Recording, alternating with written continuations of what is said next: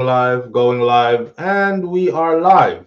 Shout out to Great Goodies, Great Goodies. Thank you for being the first one in this morning. Shout out to the people going out to work this morning. Shout out to the people coming in from work this morning. Extra special big up shout out to the people who work multiple jobs. I have the utmost respect for you. Shout out to my entrepreneurs, my stay-at-home moms and pops, my retirees. Shout out to the drivers. Shout out to the Uber driver, Lyft driver, truck driver, taxi drivers, food delivery drivers, round town and long distance truck drivers. Shout out to the crossing guards. Shout out to the school teachers. Shout out to law enforcement personnel, medical field personnel, military personnel. Whatever it is your job description is, shout out to you. Shout out to the security guards. Shout out to the chefs in the kitchens, secretaries in the offices. Shout out to every single clean-hearted, good-hearted person who wants good for others as much as you want good for yourself. You're a good person. Shout out to you. Here we are on this beautiful Tuesday morning. Today is the 14th of January 2025. We are pretty much halfway into the first month of the new year already. Time flies when you're having fun. Oh boy. Y'all ever notice that when you're happy and healthy and things are going good, how time is just zipping by? But if you ever get sick or if you ever in problems, it seems like you're stuck in time and time is never moving. You know, it's like, oh, I'm suffering. I can't wait for this suffering to be over. That's when things are bad. When things are really good, it's like, damn, it's over already. I need one more day. I need one more week kind of thing. So here we are. We give thanks regardless. We're here. I'm super tired, so I'm just going to go ahead and put my glasses on from early so these bright lights don't burn out my eyes, and also so that we can see good and these things. We have a lot to talk about this morning. This morning topics are, and I'm going to stay very much on topic this morning because I have to cut it short this morning. So I started off with, we have a 20-year-old female who is dead, found dead in a hotel room. The headline said that, or the excuse that is given was that, or is that she was shot by her police officer boyfriend's gun in an accidental discharge. But we're going to get into the details of that story. And I'm not going to bite my tongue. I'm just going to say what I feel like, because I paid close attention to this developing. This is one of our developing stories. And then, of course, we're going to discuss the two bodies that were found on the airplane. Shout out to Charla and somebody else. A couple of people linked me up yesterday and said, SouFLo, the plane came out of the Dominican Republic first. So I was asking, why is nobody answering me when I say, give me a link to where you heard this information from? Apparently, a lot of people were just regurgitating what they heard other people say. But then I have reliable people who send me the link to where they got the information from, that the plane first came out of the Dominican Republic. I read news. I don't just listen to news. So I go to the actual publications. And it's funny that a reporter said the plane came out of the Dominican Republic, but when they printed the route for where the plane flew from for the last 24 hours to 48 hours, Dominican Republic was not on the list. So we're going to get into, could these possibly be Jamaican bodies that were found on that plane? Who could it be? Have they found the identity of these individuals yet? What Jamaican government is saying, etc., etc. We're going to talk about all that. That's discussing the two bodies that were found on JetBlue. And I must inform you that Jamaica is off to a bloody start. We won't talk about that for too long. We'll just pass by that quickly. Not to say we want to downplay it or anything, but I'm not in the mood for a big discussion of the murder rate in Jamaica and how it shouldn't happen, and we're such a small island and so many people killed in such little bit of time, and what we can do. We beat that to death and beat it back to life and beat it back to death and beat it back to life again over the years. So I don't know. I guess I'm not in the mood for that this morning kind of thing. Right. Audrey Wright says, people, And the new year, 300 people watching, and we only have 48 likes. Come on, no man, the better now. Andrea don't know, so them not change. New year no make nobody change. Just like uniform don't make nobody change. A racist police officer in a uniform is still a racist. A rapist in a uniform is still a rapist. Uniform don't change nothing. Same way New Year don't change nothing. Some people stay the same way last year, the year before last, this year, next year. Them just always gonna be the same. But big up yourself, Adrian. Thank you. I appreciate you greatly. I just saw people still. See it?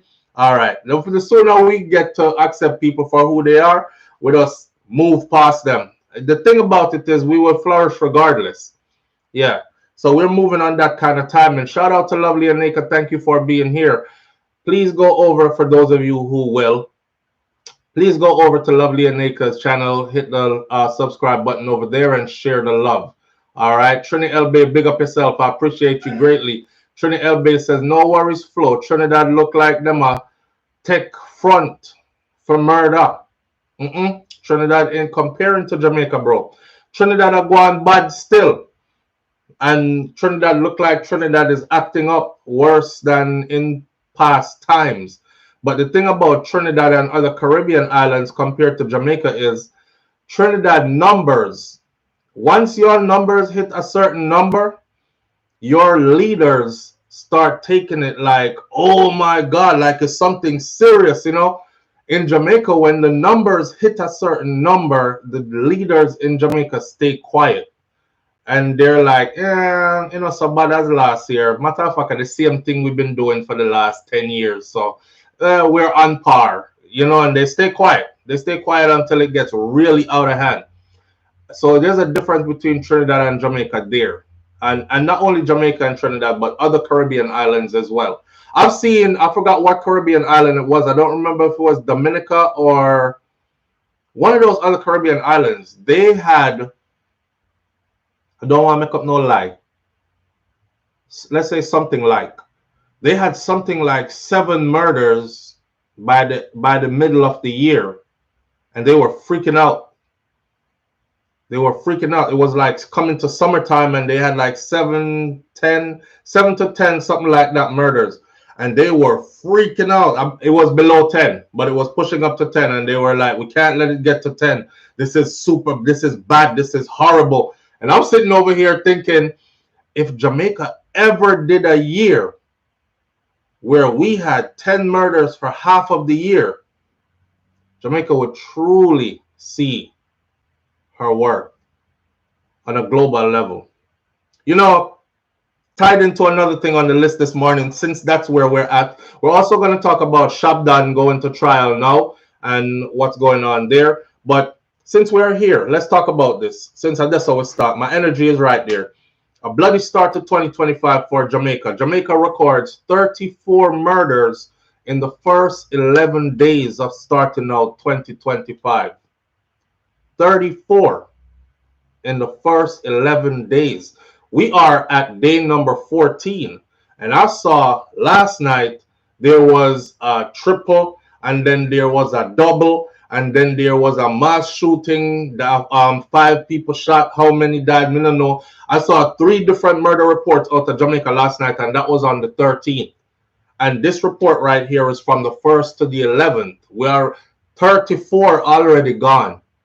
So that's the timing that we on. Now, like I was saying before, if Jamaica ever got to where some of these other Caribbean islands are at. See, the thing about Jamaica is this. The leaders in Jamaica really, their pockets are still fat from tourism dollars. Mr. Bartlett published or publicized that this morning. I read the report. It says Jamaica earned more than $4 billion from tourism alone in 2024. Now that 2024 is over, they could give us the numbers. And Mr. Bartlett is, I would be too. $4 billion with a B. You know what is $1 billion? Jamaica earned $4 billion, over $4 billion for 2024 alone. I know the first thing I thought was and the hotel worker them can't get paid decent wages. They literally have to be striking to be treated good on their jobs and to get paid a decent wage. It's like a slap in the face when they brag about how much they make. It's like punching you in your intelligence. You know what I'm saying? You so dumb that when I tell you that I make $100 million a year off of you, your blood, sweat, and tears, you won't argue that the little bit of money when we give you is not enough.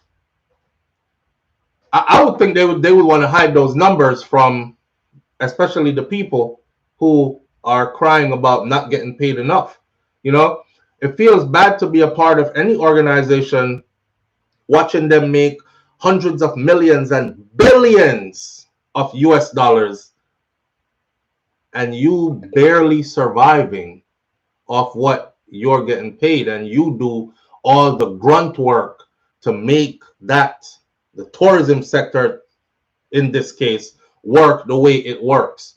You know, so I mean, $4 billion. So the bigger heads in Jamaica, their pockets are fat off money from tourism, so they're not affected. And because they're not affected, they can't see growth. They don't want to see beyond what it is now and the true potential of what. Listen, that little island, Jamaica, that little island there, Jamaica, if Jamaica ever get to below 50 murders a year, I know I'm friggin' wishful thinking. If Jamaica ever get to below 50 murders a year, Ross, let's think wildly. If Jamaica hit 10 murders per year, we wouldn't have space to hold people on a daily basis. You see how one time Vibes Cartel concert did I keep the other day, and one time the Christmas festive season leading into the new year and all the activities going on the island, and the plane them pack up on the road. I don't know if y'all know it. We never seen this before. We had never seen a traffic jam on the runway heading to Jamaica. And I'll tell you what, I had never seen Jamaica so busy before. And when I was leaving Jamaica, I have never seen Jamaica, that particular airport. I usually go in through both airports. Majority of the times, recent times, I've been going in through the Dallas Sanctuary airport in Montego Bay. I have never seen that airport so busy, so full of people. Anyhow, we hit numbers like 5, 10, 15 murders per year. We would have to build new airports and expand what we have already. For some reason, our leaders believe that tourists are common, so everything good. And because their pockets are fat, they don't see that more could be coming. So to our leaders, my message this morning would be like this. You're bragging about making $4 billion, which is a lot. You could be making 8. I see the potential. You could be making 16. You could simply be the most visited island, bar none. You still think that some people are not afraid to come to Jamaica because so many do come and your money is there.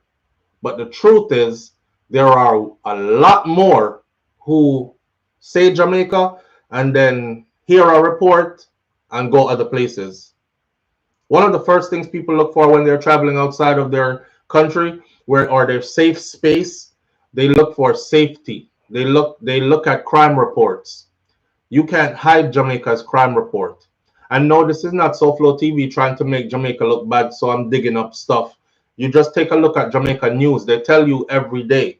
Matter of fact, I don't even know why Jamaica covers other people's news when we talk about murders and, you know, killings and death. And I see that even becoming a commonplace in Jamaica's news, to the point where the headlines will say, man kills his son, his wife, and his mother-in-law.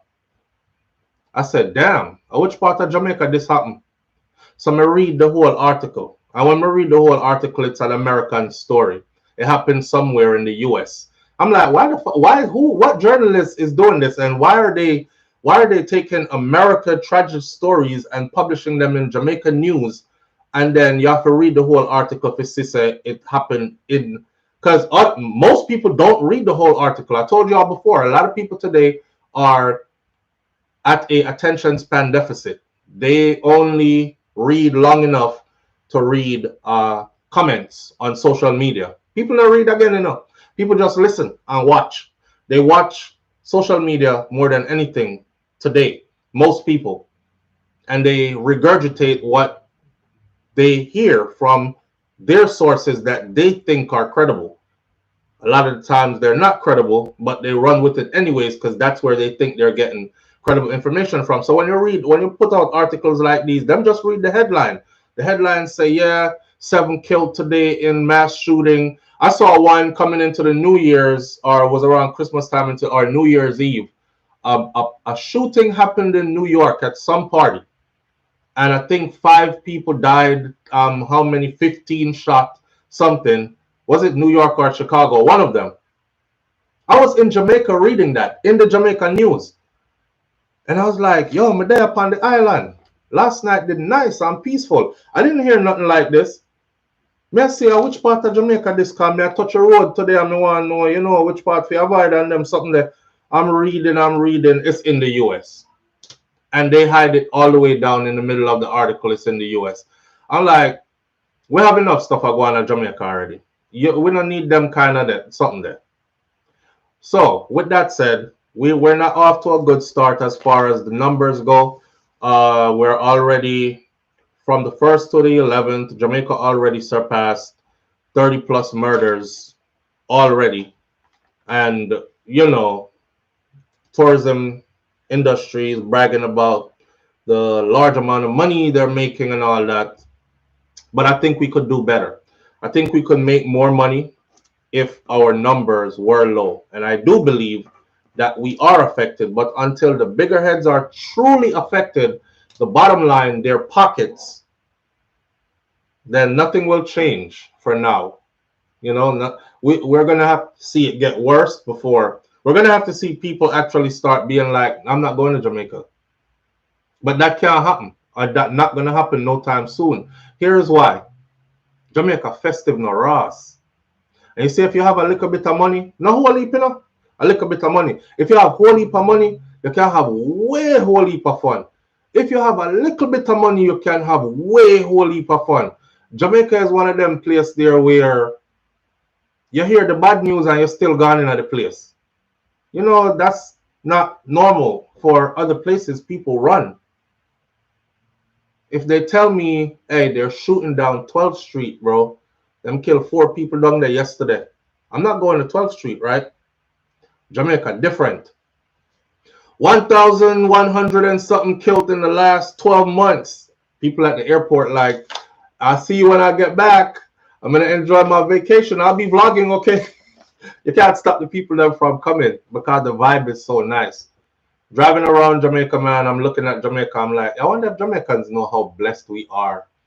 We're just super friggin' blessed because as bad as it be, the people them not top come there, and nothing stops them. So yeah, it's hard for our politicians to gauge it and be like, yo, Mr. Joan, say we have to go fix up the crime thing, because last year we made 2 billion US and this year we're gonna make 1. Nah, every year they make more and more money. Couple of years gone, they make 1 point something billion US. I said, damn. Fast forward another year, 2 point something billion. Damn. Last year, 4 point something billion. Damn. Next year, I guarantee you it's gonna be 5, 6 point something billion. So Jamaica is one of them places there where you can't stop the people them from going no matter what. Yeah. And until that happens, the bigger heads them won't care about the murder rate on the ground. I will say this about the murder rate on the ground too. Something always in a something. That's what I've come to learn about Jamaica. Something is, I know it's bad. It's super bad. All the facts we spoke about are true. Jamaica is way too small to have so many murders, blah, blah, blah. We know all that. But something is always in something. Even when it's the little old lady them find with our throat slash, something did in it. Not saying she did something connected to something.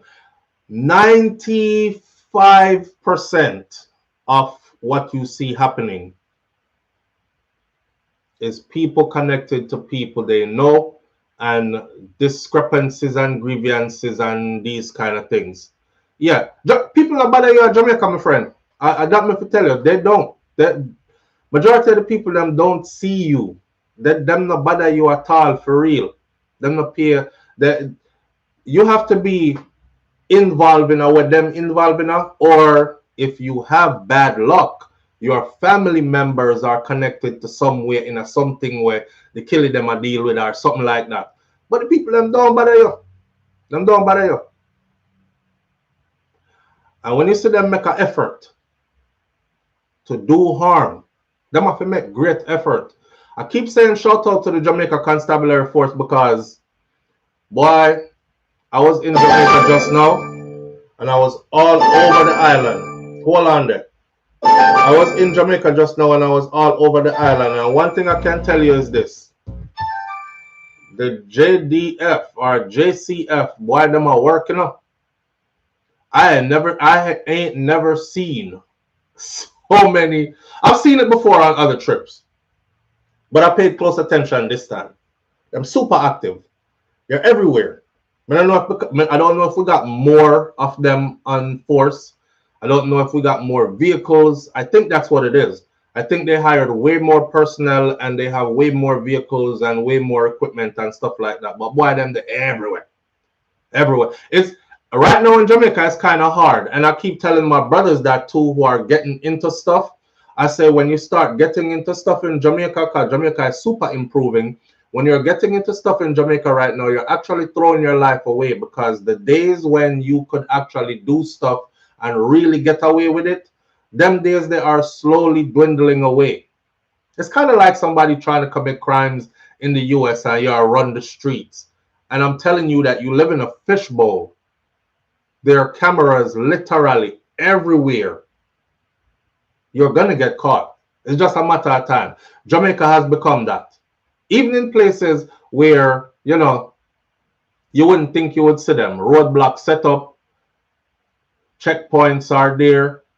They're active. They're working. So, man, stay away from the badness something, yeah, man. And honestly, nobody now bother you in Jamaica unless you do your luck just bad or you're connected to something that's connected to something. Majority of the time. Not saying that crimes don't happen where innocent people become victims. That happens in all societies, yes? That happens all across the board everywhere we go. But I'm telling you that majority of what you see happening in Jamaica, something in a something, or something have to do with something. That way. SouFLo, if you're not in it, it will not affect you. Bad mind, greedy, family kill, returnees, etc. Exactly. And to this day, I still feel the freest in Jamaica. I do. Certain things I don't have to worry about. When police pull me over in Jamaica, I don't have to worry about if me black and him white. And him gonna kill me. And he pulled me over because my brake light wasn't working, but escalated into step out of the vehicle. And you're gonna beat me down. All kind of something like that. I'm gonna have to go fight you up on the roadside. I don't have to worry about none of that. I don't have to worry about none of it ever when I'm in Jamaica. It's not even a thought that crosses my mind. If I'm driving and they flag me over into a checkpoint, I just go right into the flag over and start talk to them. You know, what going, officer? Yeah, man, we're doing a spot check, you know, driver license registration and all that. Them not have to tell me if you turn off vehicle and all that. We do it already. Yeah, I'm ready to speak or whatever. And it's just a different vibe, a different flow. You know, I'm not paro. I'm not paro like I am here. And you know, as you get older, those are the things that you value. I don't want to get killed by some unnecessariness or somebody in them feelings because me in the wrong skin. Something when me can't change. You know, them kind of something that, yeah, man. So I love being in Jamaica because of those things. As bad as you hear the news them about this and that, and I keep telling you all this, when I'm on the ground, I go everywhere. This time we're between Clarendon, St. Anne, of course, Westmoreland, Kingston. We're everywhere. We're everywhere. And we're literally traveling. and the madness finds you if you're involved in it. You see it, you know where it's at. You know how to avoid it. And you know if you avoid the people them too that you need to avoid to stay clear of the foolishness. Other than that, Jamaica nice and rotted, man. Stay out of people business, stay out of trouble, and just don't follow up no foolishness when you there. Because the wrong place to go follow up foolishness at, cause a whole heap of foolishness there.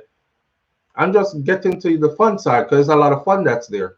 And it's a lot of life to be lived and stuff to enjoy and appreciate that's there. And that me spend my time I do when me did it. So again, big up to Jamaica, but to start off on the wrong track, 30 plus people, 34 plus murders in the first 11 days of the year. Hopefully that slow down, but I'll end this segment by saying this. A lot of these, this is not my words. These words come from the police commissioner and Minister of National Security. Majority of the killings in Jamaica are reprisal killings or killings that have to do with gang activities, individuals getting back at individuals, or family members and friends, relationships that have gone sour. That is their report, I'm telling you, right? And it seems to be true. So with that said, I hope we're able to stop or slow down, because we're talking about lives here. But in that regard, we still have to put things in perspective, right? It's not a wild place where people are running down to kill you as soon as you get off the plane. You know, you stay clear of certain. And that's why some people don't go visit them family too. They'll go and go to a resort. Family not even know so they visit in the island, and then they leave the island and go back to without even contacting the family. You know, some people have habit like that, where they have to do that. So hopefully we can slow down the killings them and get back to, you know, something like in the 90s, early 90s, late 80s, that kind of thing. Anyhow, Jamaica vibe is undeniably and addictive. Oh man, Dorothy T, who you telling, right? You know one thing I noticed? This is off the record. I noticed that the food, me egg them when me fry my egg a morning time, when me fry my plantain and stuff. When I cook my food, it never sticks to the pot. That's I know. You're like, here he goes. It's just a simple observation. My food never stick to the pot. But when me day here, me have to fight for the food not stick to the pot.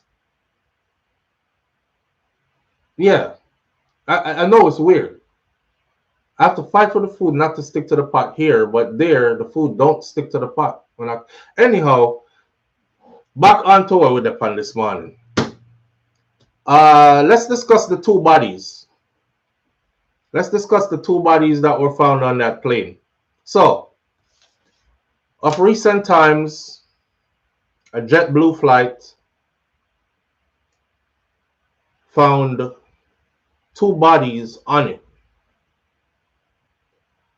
The first video I did on this,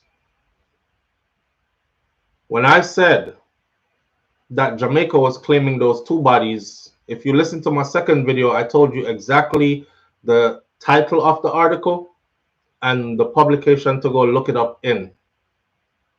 No sound, Nans? Is my sound gone? Sound check. Mic check. Mic check. Can you hear me? Can you hear me? Mic check. 1 2 1 2. Mic check. Mic check. Mic check. Nans said, okay, me good. All right, all right. Good, good.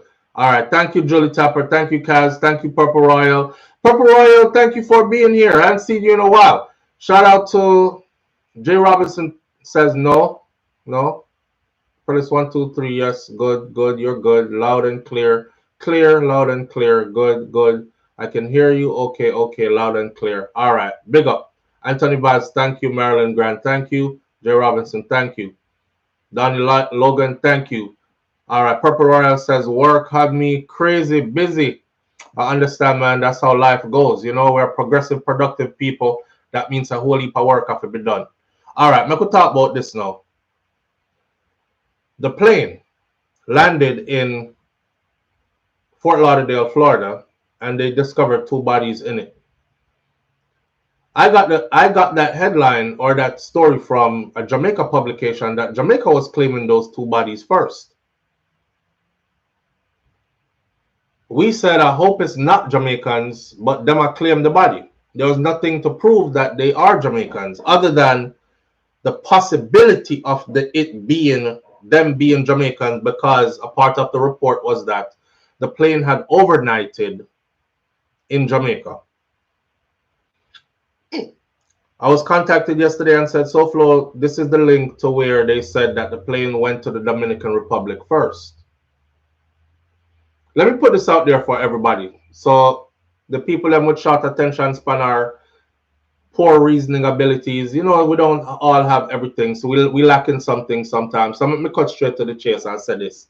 There's nothing that says that they are Jamaicans 100%, and there's nothing that says that they are not Jamaicans or could not possibly be Jamaicans.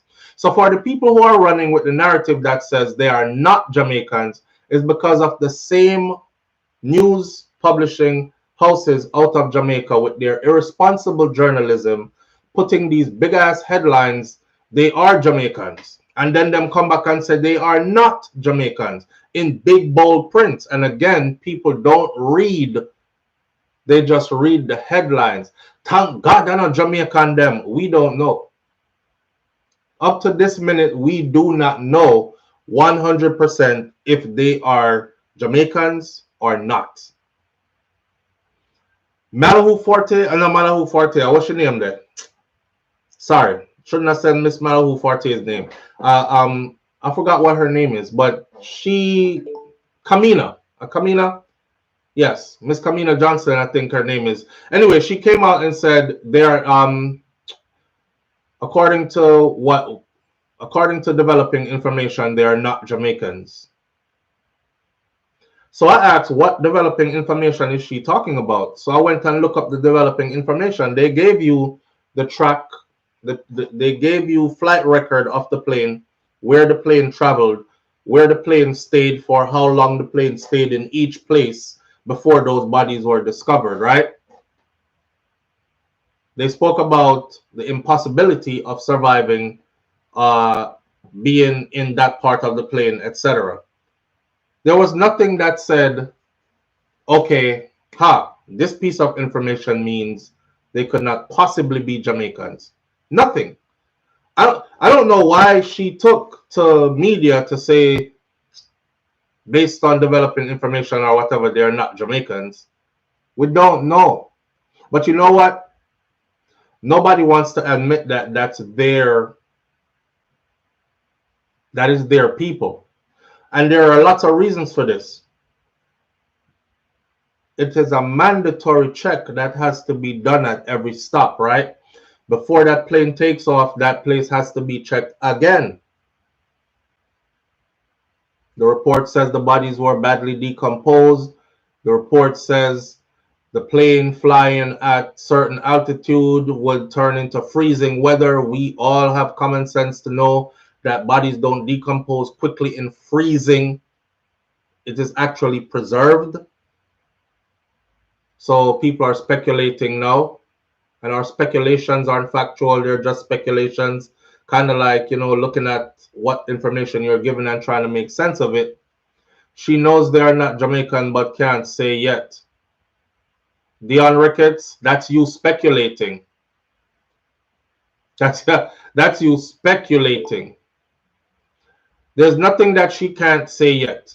She could simply say, okay, we know they're not Jamaicans because A, B, and C, but let's wait for the rest. We're speculating and we're hoping they're not Jamaicans. Shout out to the Jamaicans who say, Jamaicans are so fool. Me no know no Jamaican. No Jamaican would do something like that. We've seen Jamaicans do everything. So that's not a good answer either. If I egg we in the red, you know, we see Jamaicans do everything. We are part of everything.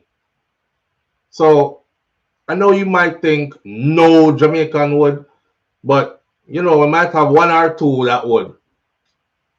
End of the day, I'm hoping it's not Jamaicans either. However, we don't know. We don't know. Learning now, because this is the flight, this is the journey they gave us before. They said that that plane sat in New York And I'm wondering why they printed it like this. And I was asking the question, where did the plane go before it sat in New York? So the plane sat in New York on the tarmac for quite some time. It overnighted, it chilled. Then the plane took off from JFK. Watch the plane route. It took off from JFK to Jamaica, Kingston International Airport. When it landed there, they said it overnighted there. I checked the number of hours it stayed there. It left in the wee early morning hours. So it wasn't a complete overnight per se, but it was there for a little while into the night, late night, into early morning hours. So it overnighted in Jamaica. It stayed on the tarmac in Jamaica for a while. From New York to Jamaica. From Jamaica back to New York. From New York to Salt Lake City, Utah. From Salt Lake City, Utah back to JFK in New York. From JFK in New York down to Fort Lauderdale, Florida. That's the route. But before all that, it was in the Dominican Republic, Puerto Plata, Dominican Republic. And it flew from Puerto Plata, Dominican Republic the night before or the day before into New York. And then it sat on the tarmac. And then it flew from there to Jamaica. See, that's the part that they didn't say when they wrote the news, the complete. Now, you could even ask yourself, where did it go before that?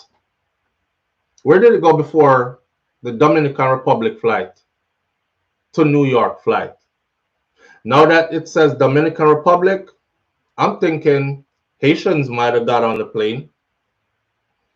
For the fact that they're even saying they're Jamaicans, watch this. Even educated people, I've seen them say, oh, they black and they look Jamaican. They must be Jamaican. Remember, Jamaica have all kind of people, just like the US. The US have Chinese people, and you meet some Chinese in the US, and you're like, oh, they might be from China, and they're like, I've never been to China. I don't speak Mandarin or anything. I like burgers and fries. I'm friggin' American born. I was born in South Florida, USA, kind of thing. Jamaica have some of everybody, right? But the fact that the bodies were black men, they said Jamaicans, and they overnighted. Let's do some. Hi, mommy. Hi. I love you. Hi. Oh, look at you. I love your outfit, Munch. Oh, girly.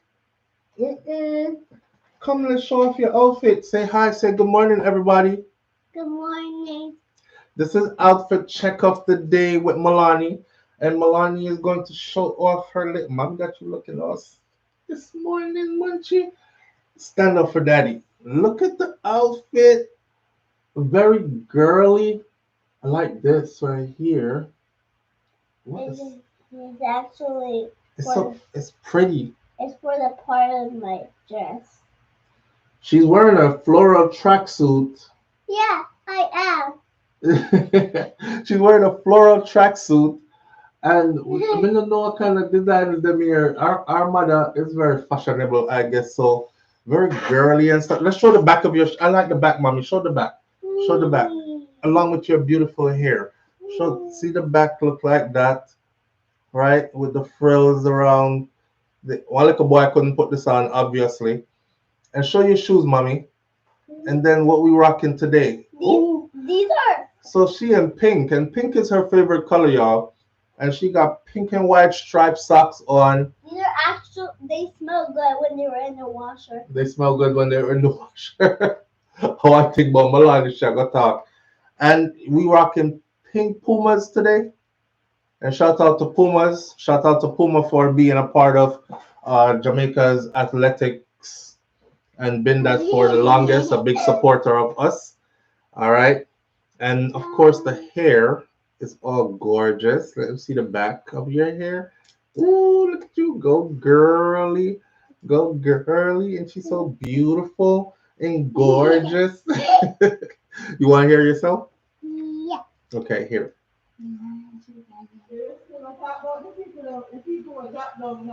Hi. The people were dropped down in that airport.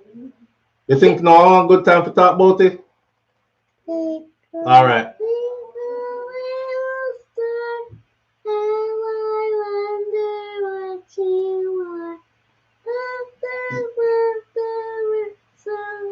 Hi. Sky. Twinkle, twinkle, little star, how I wonder what you are. Oh, with your beautiful little angel voice. I love you so much. Don't use your shirt to wipe your nose. Let your mommy wipe your nose off. You got a runny nose. Yeah. You got to say bye to the people. Say bye. Have a good day. Have a good day. All right. Wave bye-bye. Get them peace sign. Bye. Peace. All right. Daddy love you. Give me my love up. I love you. I'll see you later, okay? All right. Be with my mommy. Want me to pick you up with mommy? Yeah. I have some schoolwork to do today. I don't think I'm gonna make it, but I'll see. Because my class starts at when it's time to pick you up. But I'll see you. Okay. All right. I love you. How do you got another class? We'll talk about that later. Go so mommy can take you to school. I love you, mommy. Love you. All right. All right. Yeah, about the flight. Something happened on our way out of Jamaica, and wife is something if you talk, me still not talk about it yet. I need to talk about it, so I'm gonna talk about it in between this. So on that flight, it could be anybody. All right. Us as Jamaicans are wishing and hoping that it's not Jamaicans, but now that they've said that it entered into, I mean, people are in desperate situations, man, and people are trying their best to get out of their desperate situations. So you don't know if somebody was wanted for a couple of murders and they saw a way to escape the country and them would rather take a risky way out other than go to prison for a life sentence or something like that. So them are run. You don't know what it was that motivated those individuals, and it's going to be hard to determine who they actually are, given the bunch of different places that that plane went to. You don't know if they could have even been Americans. I said this on one of the videos. You don't know if they could have even been Americans trying to escape the USA because they are wanted here for murders. Or, but I think they would have actually been more identifiable already then, but with the advanced decomposition and all this other stuff, it's complicated. So at the end of the day, we're going to have to wait to see who these people are. All right. So now stop spreading the news that they are not Jamaicans because we don't know. And our Jamaican government has nothing that tells them that they are absolutely not Jamaicans. We don't know. We're just hoping. According to aviation experts, they were explaining the dangers of hiding in this particular part of the plane, which is called the landing gear. And they said following the discovery of these two bodies inside the landing gear compartment of a JetBlue plane that landed in South Florida, an aviation attorney and pilot said hiding in an airplane's undercarriage is one of the deadliest places that a person can even attempt to stow away. It is super loud in this area. It's very cold and there is absolutely no air to breathe there. Once the equipment retracts into the area and it closes, you don't have oxygen there.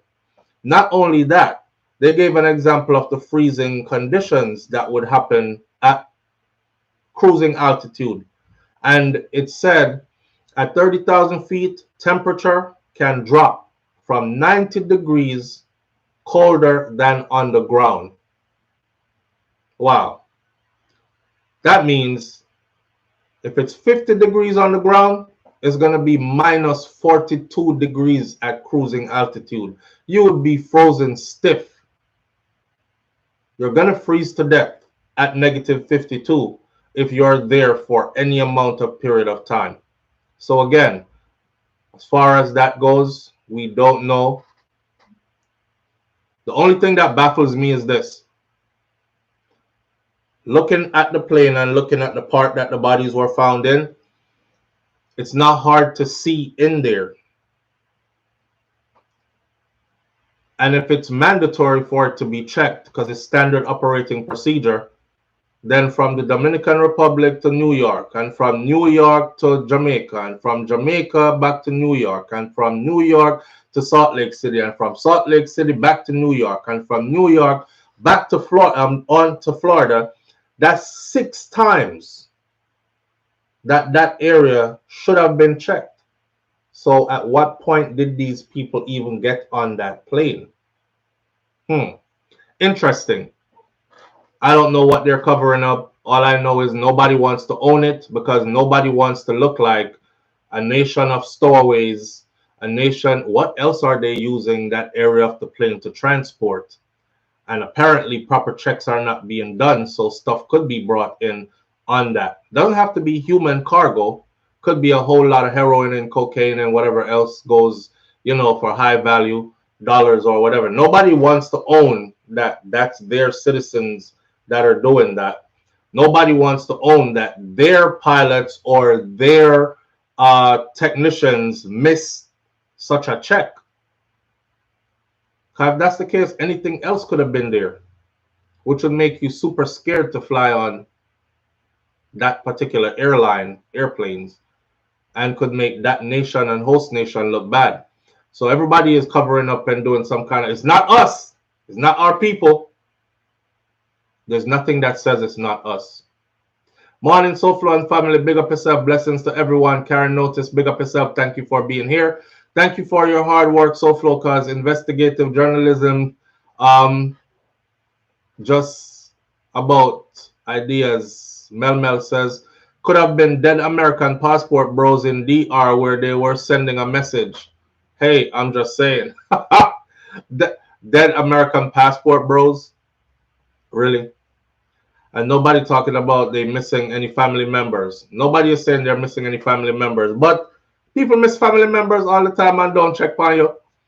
Just look at how many people, if we're talking about Jamaica specifically, look at how many people go missing. Look at how many people go missing in the US. Look at how many people go missing all over the world on a daily basis. And family members go years without even, when last you see, here we go with John again. When last you see John? Long time I don't see him, Last time I see him was last summer. Boy, I hope him all right and which part him there still. And they carry on with their lives. Not everybody is intricately attached to a family and somebody else. You have them wayward family members that were just out there in the world and do them own thing, them drop in every now and then. You probably see them once every 2-3 years. Could be the case. So it's not like, as soon as we found 2 people missing, just look for which family is saying we're missing people. That John get blame again. Mervyn John get blame again. And John do it. All when I know him do it, I him do it. My message on that to any Jamaican though at this point is please don't be the one. Don't be the one, don't be the guy, don't be the person, the woman to do that. Because that's suicide. You're gonna get on that plane and arrive dead. You're gonna be under the knife of a mortician or autopsy being done on you to try to figure out whatever. So just don't do it. Don't do it. Find something else to do with yourself. I know things might be bad for some people, but so if me have to do them something that I left Jamaica, me would gladly stay on my yard. I will gladly turn on my yard. I don't know. I'm just saying because I'm speaking from a place of privilege, I guess. Jamaica sweet for some of we, but it's hell on earth for others of us, Some people have lived some really sad life in Jamaica there, where you would have to question, say, why? John No Star in 2025? Oh, God, man. Some day I talked to him about this. God forgive me, but the only thing we can think about is a lady in a Saint, I forgot place name, Saint Elizabeth. A woman in a Trelawney and a woman in a Saint Elizabeth where I eat some food from them. The time I was there driving around. And that's not me, I think, forgive me, because I just reach back. But the food, I just randomly switch topics, but the food have me awake. Me not lie. Early in the morning, the woman I fry the chicken and me I say, she tell me about porridge and soup and something ready and me I say, mommy, the chicken in the pot, chicken ready. The chicken ready, mommy. So me I say, I say, mommy, the chicken ready. She said, no, the chicken not ready yet. You have to make it cook some more. And then me have to go drain off the oil. Me said, no man, me can tell say it ready. But there are people that cook shop early in the morning and beg food. But hey, all right, back to this. Just don't do it. Don't do it. I know a lot of people going through a lot. I've seen people take serious risks. I see a documentary where them go under a tunnel and it's a man-made, man dig it out tunnel and throw dirt back at them till them scrape the dirt out of there. And that lasts for miles. I am super claustrophobic. I was on a mission one time. And you know, so I never claustrophobic before. I go up on a mission, see? Without divulging all the information of this mission, I was in the back of a tank for civilian terms, a fighting vehicle, a Bradley track vehicle. I was in the back of a tank with my team.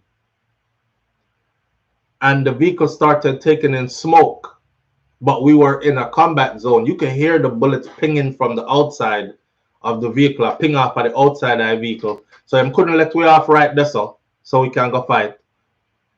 But inside me, I choke because smoke I full up the liquor space. And if you ever been in the back, we sit 4 yes on 4 across there, so and everybody have all their equipment on them, and you getting ready for the ramp to drop so you can exit the vehicle, right, and peel off in your different and go do what you do.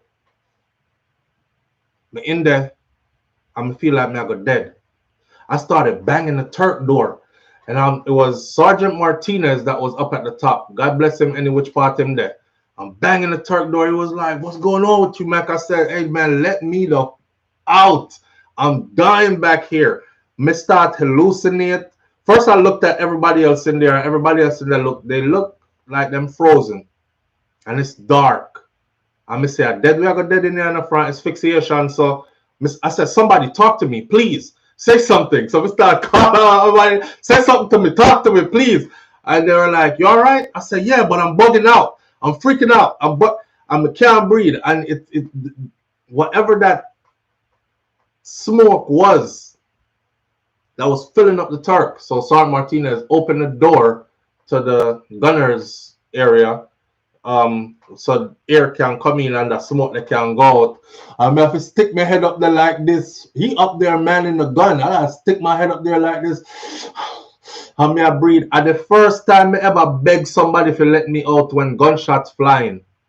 And you know that's not normal. You normally, if you're a gunshot fly, you try hide. So after that, I became claustrophobic and I can't be in any space where even when I'm taking an airplane, I feel like do a whole lot of mental talk to talk myself down. Else my mind goes to this place where it just start racing like the smoke a big spliff. Stand up, scream, no, don't do it. Sit down, them will take you off by a plane in the handcuffs. Oh my God, what gonna happen? You know, mind just start race, and I gotta calm myself back down.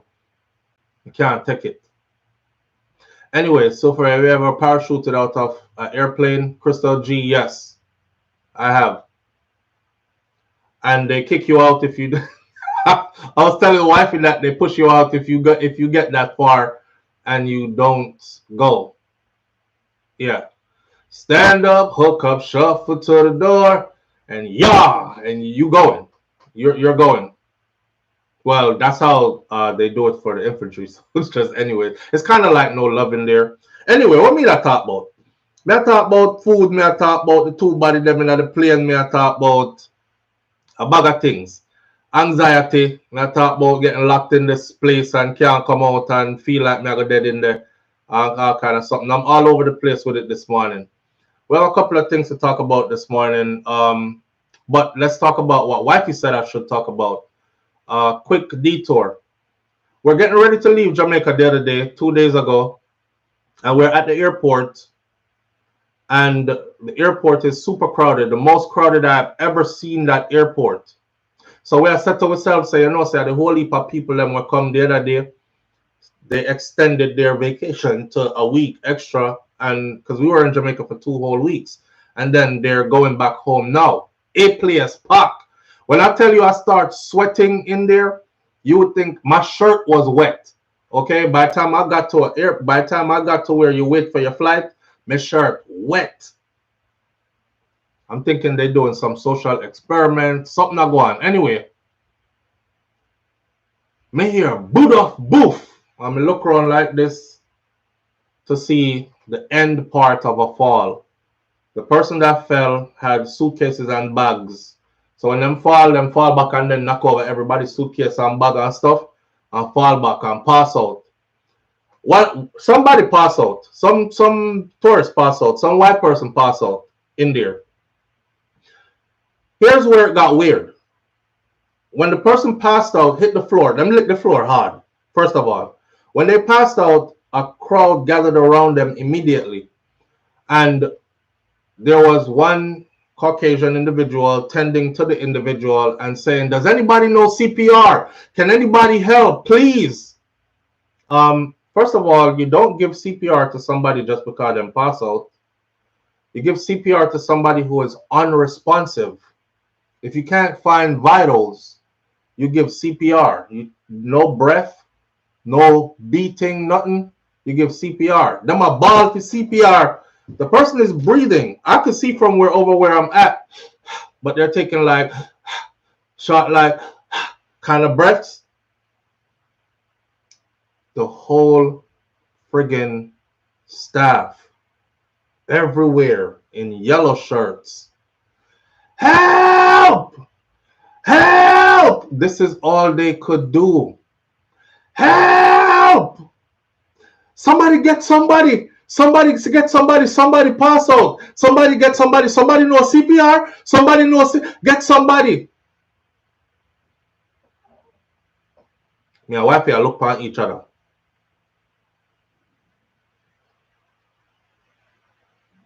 We were right there before you go in, and the person who is checking your papers and getting you into your airline, that person was like, come on, like nothing to see here. They got it under control. Come on, let's go this way. You have a plane to catch. Let's go. And we were like 2 persons to them. So by the time all that help, what woman say help? Me and our next woman say, I saw to make people dead in there all the time. Pandemonium for somebody passing out. So my suggestion is this.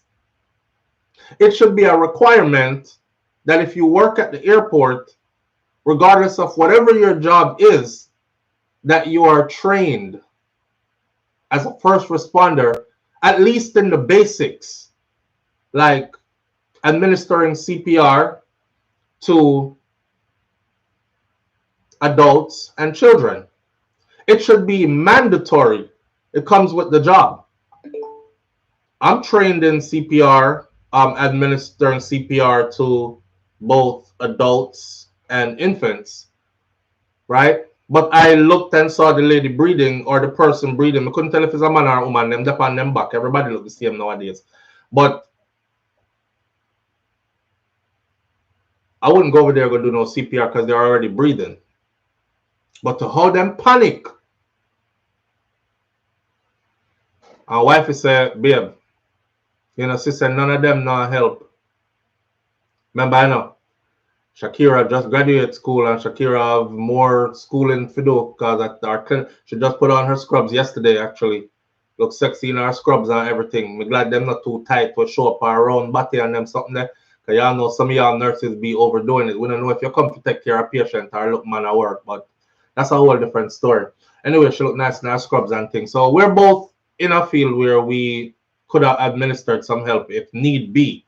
But a message to the people them at the airport that hire the people them at the airport. Please train everybody. It don't take much. Train and certify everybody. And then have them do a certification and then have them do a renewal of that certification where they are retrained.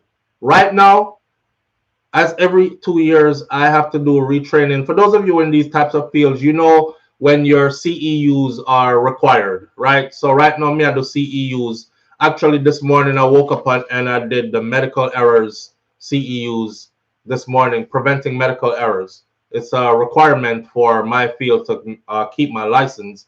So me I do that. I may have a bunch of other stuff to do. I'm gonna do the HIV one later on today, and I got a bag of other ones to do and some live seminar. My class starts at 12 today, and it's a 2-hour class for that one. So some continuing education, initial certification, training, certification, and some continuing education, please, please, or else y'all gonna have, and it will look better on us, because it was a shame to see so many staff members around. And like I said, the people them fall down when nobody was. The people them, and the people look scared too, like they didn't want to go over there. Up till now, me not see not one of them go over there. The person who fell down and had their own people and other travelers around them. I did not see not one employee in that yellow top uniform make their way towards the individual that was on their back on the ground. Not even one. May hear help. It was a desperate help. Help. A throat gurgling help. Kind of make we look bad, man. Kind of make we look bad. So again, mandatory. You know, that should be a mandatory requirement for anybody that work in that type of environment. I mean, thousands of people are passing by you. Something is going to happen eventually. It's going to happen to a child eventually. Let me tell you, you're going to have mental health breakdown of individuals, which we've seen already. The last one was a spectacle where the woman stripped off the whole of her clothes and said she want some wood in her hole and these kind of things. Or one white woman to, at the airport, and everybody didn't know what to do. She was having a mental break. And then we've seen many others, children are going to pass out, or children are going to be choking.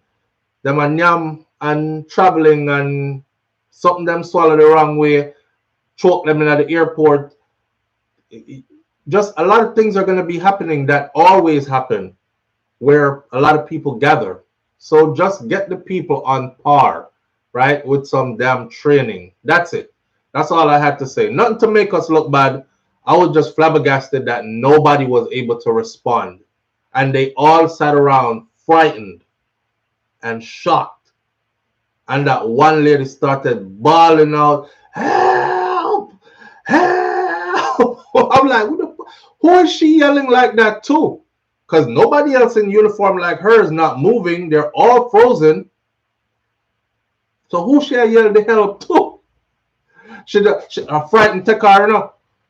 And then me hear one other woman up at the other side and answer back and say, me call somebody already. Me call somebody already. And me hear, call somebody no. Call somebody no. Me say, me call somebody already. Help! It's like, what the? Oh, man. Apparently, the person didn't die, because if they did, it would have made news and we would have heard about it. Another thing is, don't walk around saying stuff like what that lady was saying in uniform, because I heard her and I'm traveling. And you don't know who else I hear them something here. Yeah, man, I saw that's why I saw them make people dead in here all the time.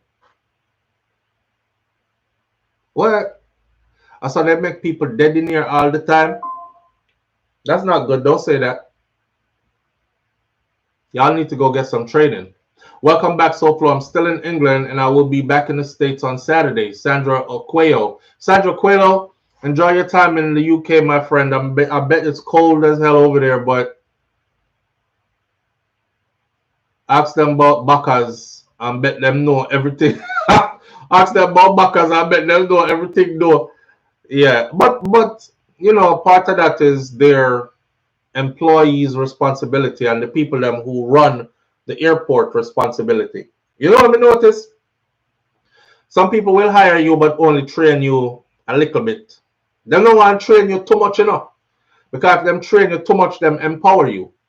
Now, mind you, our airport is under foreigners management. So these foreigners that are managing the airport, they decide who hired and who fired. They decide who to train and how to train them. Some people will look at you and say, "Me nah teach him how to drive the forklift, because if me teach him how to drive it, that's an extra $7 an hour to his paycheck, and him a go move up from just stocking the boxes on the shelf to in the back loading the trucks with the forklift."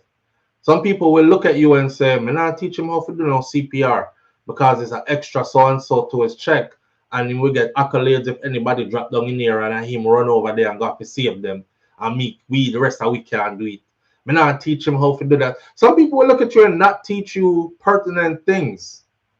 They know how to do it, but they won't teach you. So I'm wondering who is, and I'm not wondering, but I know who is in charge of the airport.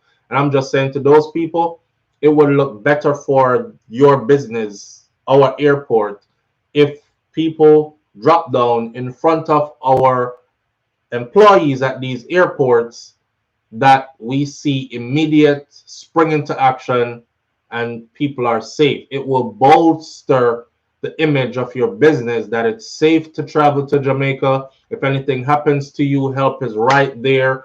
Everybody is trained in at least the basics of, you have some level of security. Seeing that made people want to get on the airplane as fast as hell and get the hell up out of there. Because why if you travel with your elderly mother, or you look a picture them and nothing happen, them drop down. I know now that I better be able to spring into action, because you can't. You're going to sit there and yell, "Help!" Kataja Empress says, "A bottle of water for a cold wet towel at night." Nan says, "I agree with you.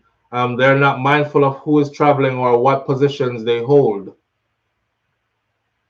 Everybody are gonna just ball out help. Everybody are gonna ball out for help. And me I laugh inside of myself, because we take serious thing make joke. So me I laugh because I'm watching who's balling out for help. And the person they're balling to for help is balling out. The person who they're balling to for help is balling out for help too. I shouldn't laugh, but I'm laughing.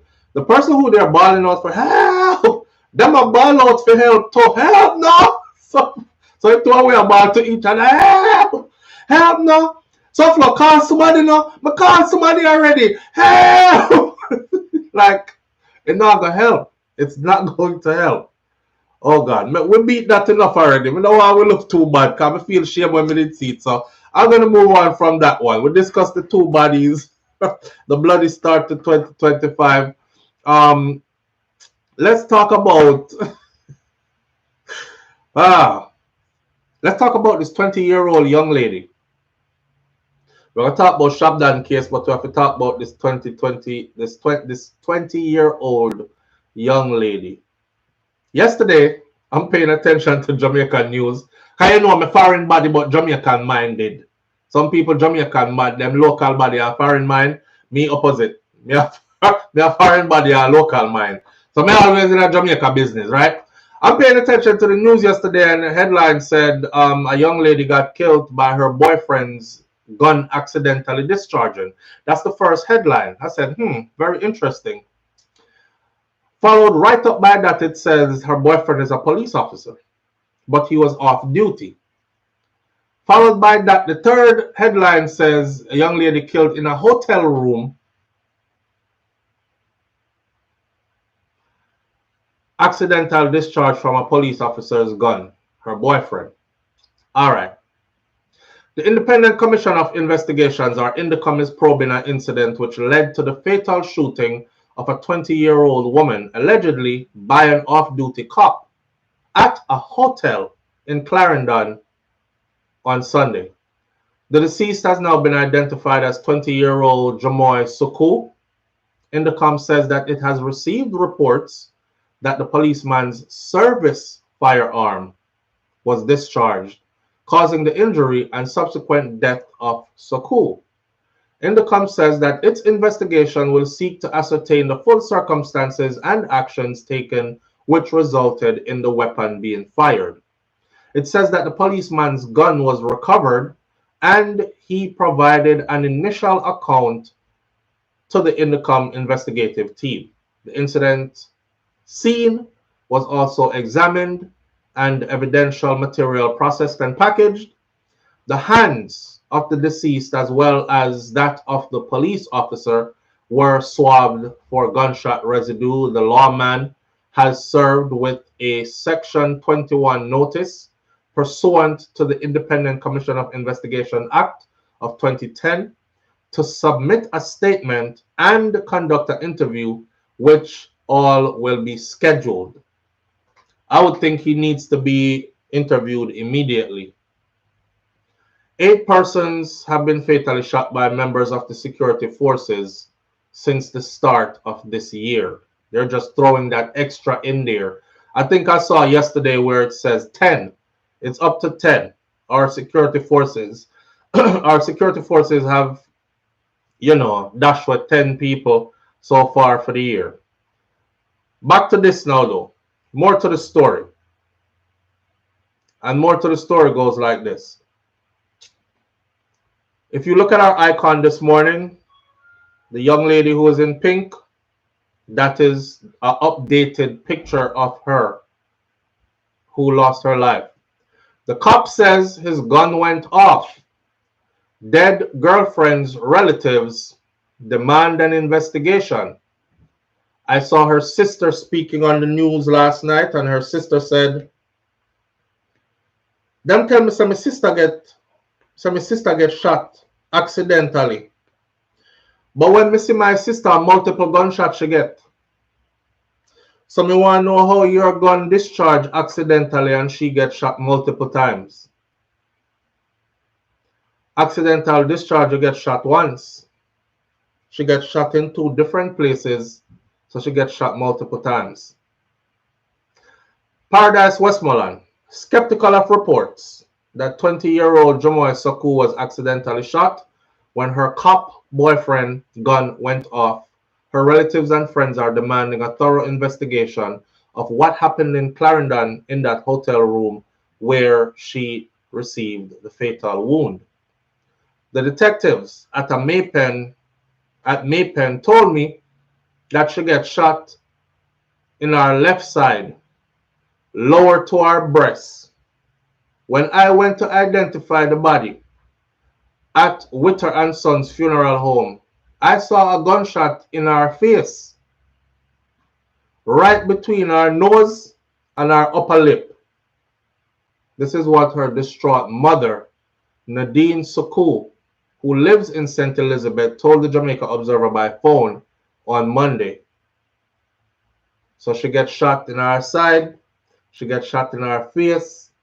That don't sound like no accidental discharge of a weapon to me. This don't look right at all. The mother said that she had never met her daughter's boyfriend. She didn't even know said that her boyfriend. But she had seen him twice during his video calls to her daughter.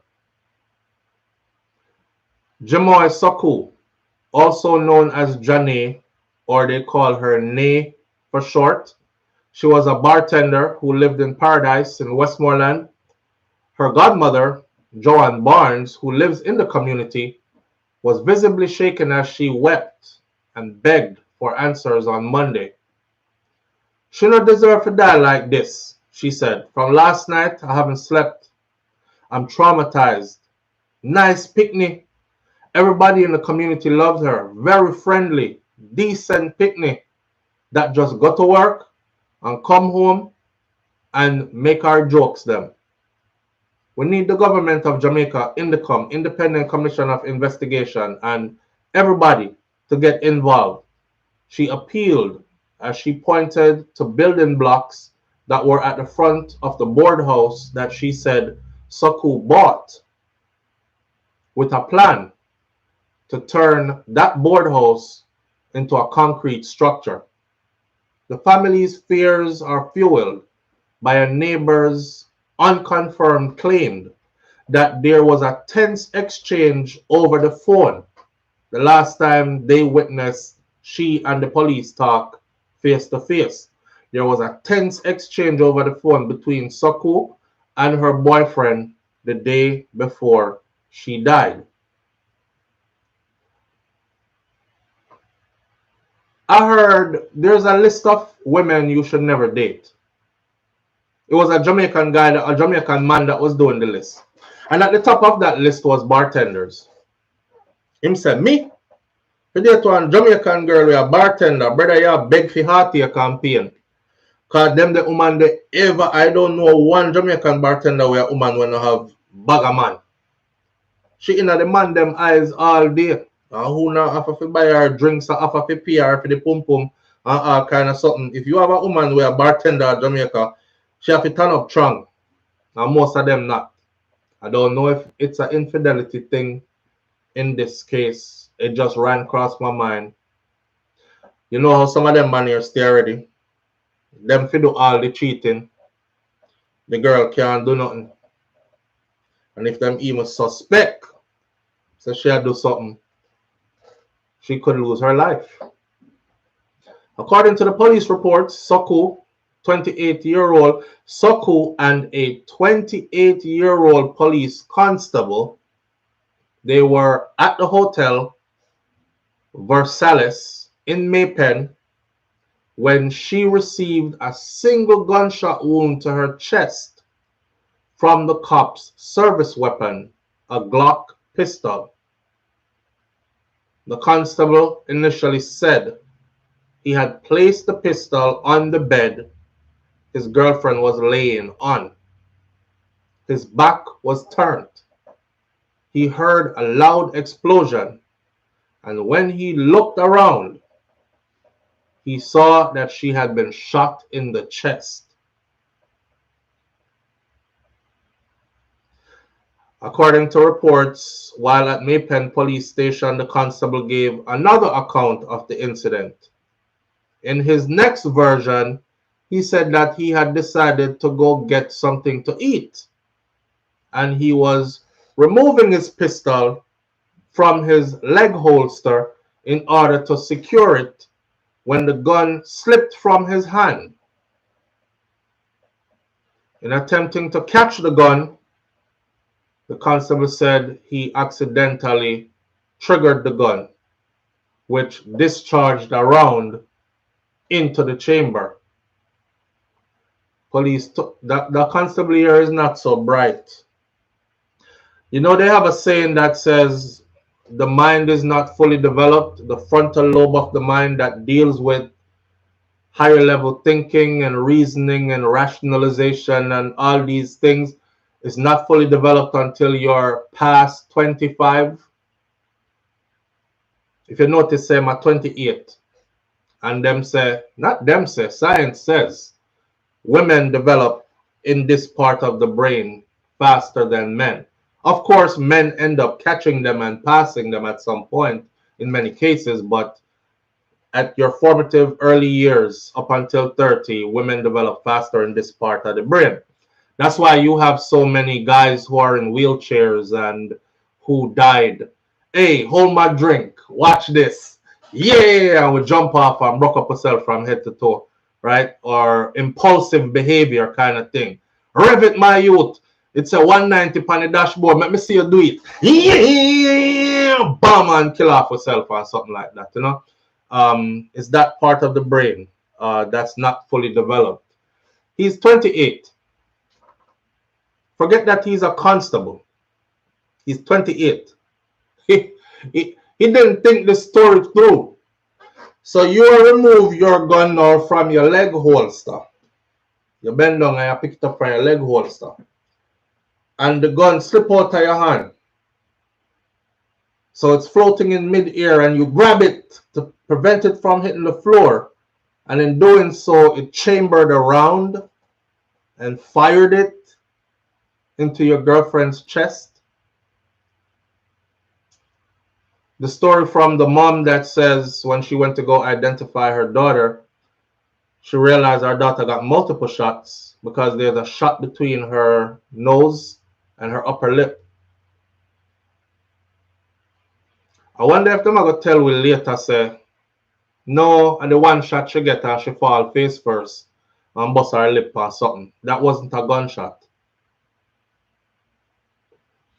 Sound like murder to me, yes, J. Robinson. Sound like you kill the people them daughter, bro. I don't know what y'all had in a hotel room. I don't know if you find out that she give her the pokey, because a lot of you are tender dick like that. You want to kill her because she give her PR things. You know, I tell men all the time, man, it's hers. You know, I said this out. Shakira be getting vexed because she don't like when I say certain things to her, you know. She find it disrespectful, and she let me know that she find it disrespectful. I don't know mean to say it. I just me say it, cause I actually think like that. Like I hear things. I hear things. If in the event you decide that you know you want to go share it with somebody else, and then that it's yours to share, I don't think I should take your life for that. I respect the fact that you find me worthy to give it to me exclusively, you know, because of some good things. But but I don't know. I don't understand how them brother end up in a them position here. Wife in a position there, but I don't know. I don't understand how them end up to where they be like taken away. Watch when the story come out. You guys are gonna see when more of it comes out.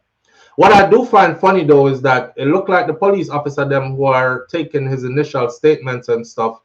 I don't know if they might help him or they're really trying to help him to spin the story into an accidental. But this is one of those that it can't fly that it's an accidental. According to the report, while he was at the Maypen station, he gave another account of the incident, different from what he said happened in the hotel room. And at the hotel room, she grabbed the gun, him put the gun on the bed, him turn around, and then him hear, bye! And him look round, and there she was shot. By the time him reached the police station, him give a next report. He was removing it from his holster. It fell out his hand. In an attempt to grab it to try to stop it from falling, he accidentally chambered around and shot her in the chest. You know, take no gun expert for no say nothing no go so, bro. I drop my gun already, the gun never go off. With one in the chamber. Many times. Police took Suko to Maypen Hospital where she was pronounced dead upon arrival. Now, because of the conflicting account of the incident, the constable is to be questioned further, and rightfully so. Indicom has also launched their investigation to ascertain the full circumstances and actions that were taken which resulted in the weapon being fired. The concerned officer's gun was taken away, and he provided an initial account to the Indicom investigative team, it said in a release. The accident scene or incident scene was examined and the evidential material recovered was processed and packaged. And of course, you know how them do swab the hands for gunshot residue, all that. But are they going to tell us the truth though?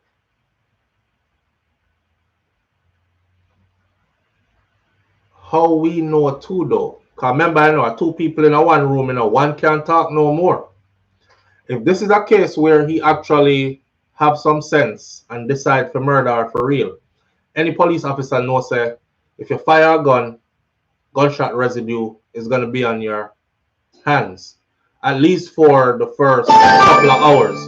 So who's to know if he never cover up him hand them first shooter then uncover him hand?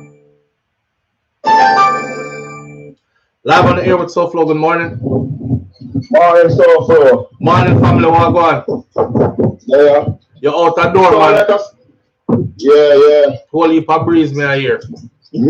Sorry about that. Talk to me now. Make it quick. It's not like a switching story. Yeah, but in such a story two times already. Yeah, but the reason why I'm such a story, I went and find out so I'm going to test him hand. For say if gunshot residue there on him. So I'm saying. So the bed story now go work again. Yeah. Because you can't set it up on the bed and gunshot residue get found in your hand. So I have to switch it for say. Because him no say them are gonna find the gunshot residue upon him hand. Exactly. Yeah, you on point, bro. yeah. Alright. Killing people them daughter, you know. Yeah man. Switch him and switch up. Alright, my brother. Alright. Yeah. That makes perfect sense. See, him know.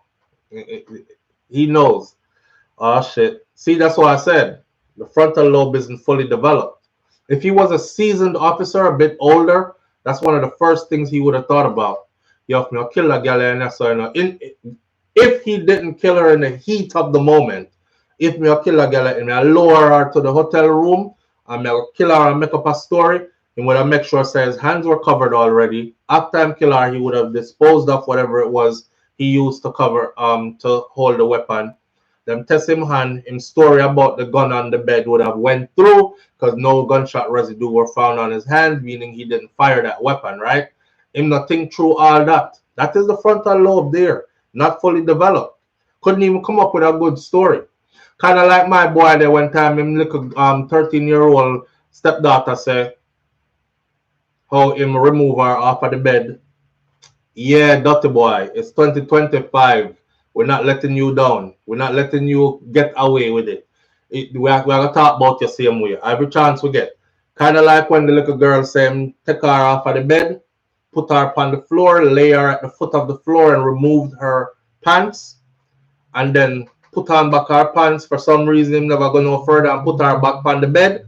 Yeah. Because him know him do that, you know. Hear him. I saw her on the floor when I opened the door, playing with herself.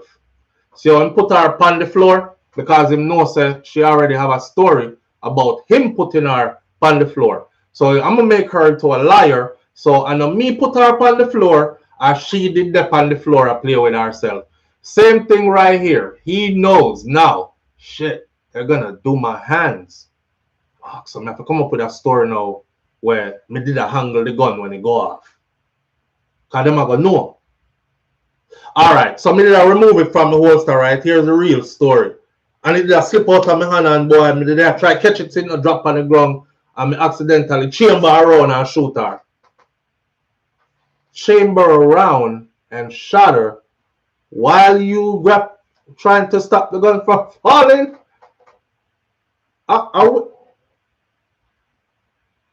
Me have a 40 right, Tessel.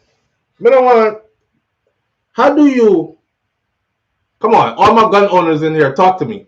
Your gun chambered around and send it off. So your gun now, it's not chambered, the round is not chambered. Is it me or a set of action is a specific action is required to even chamber that round?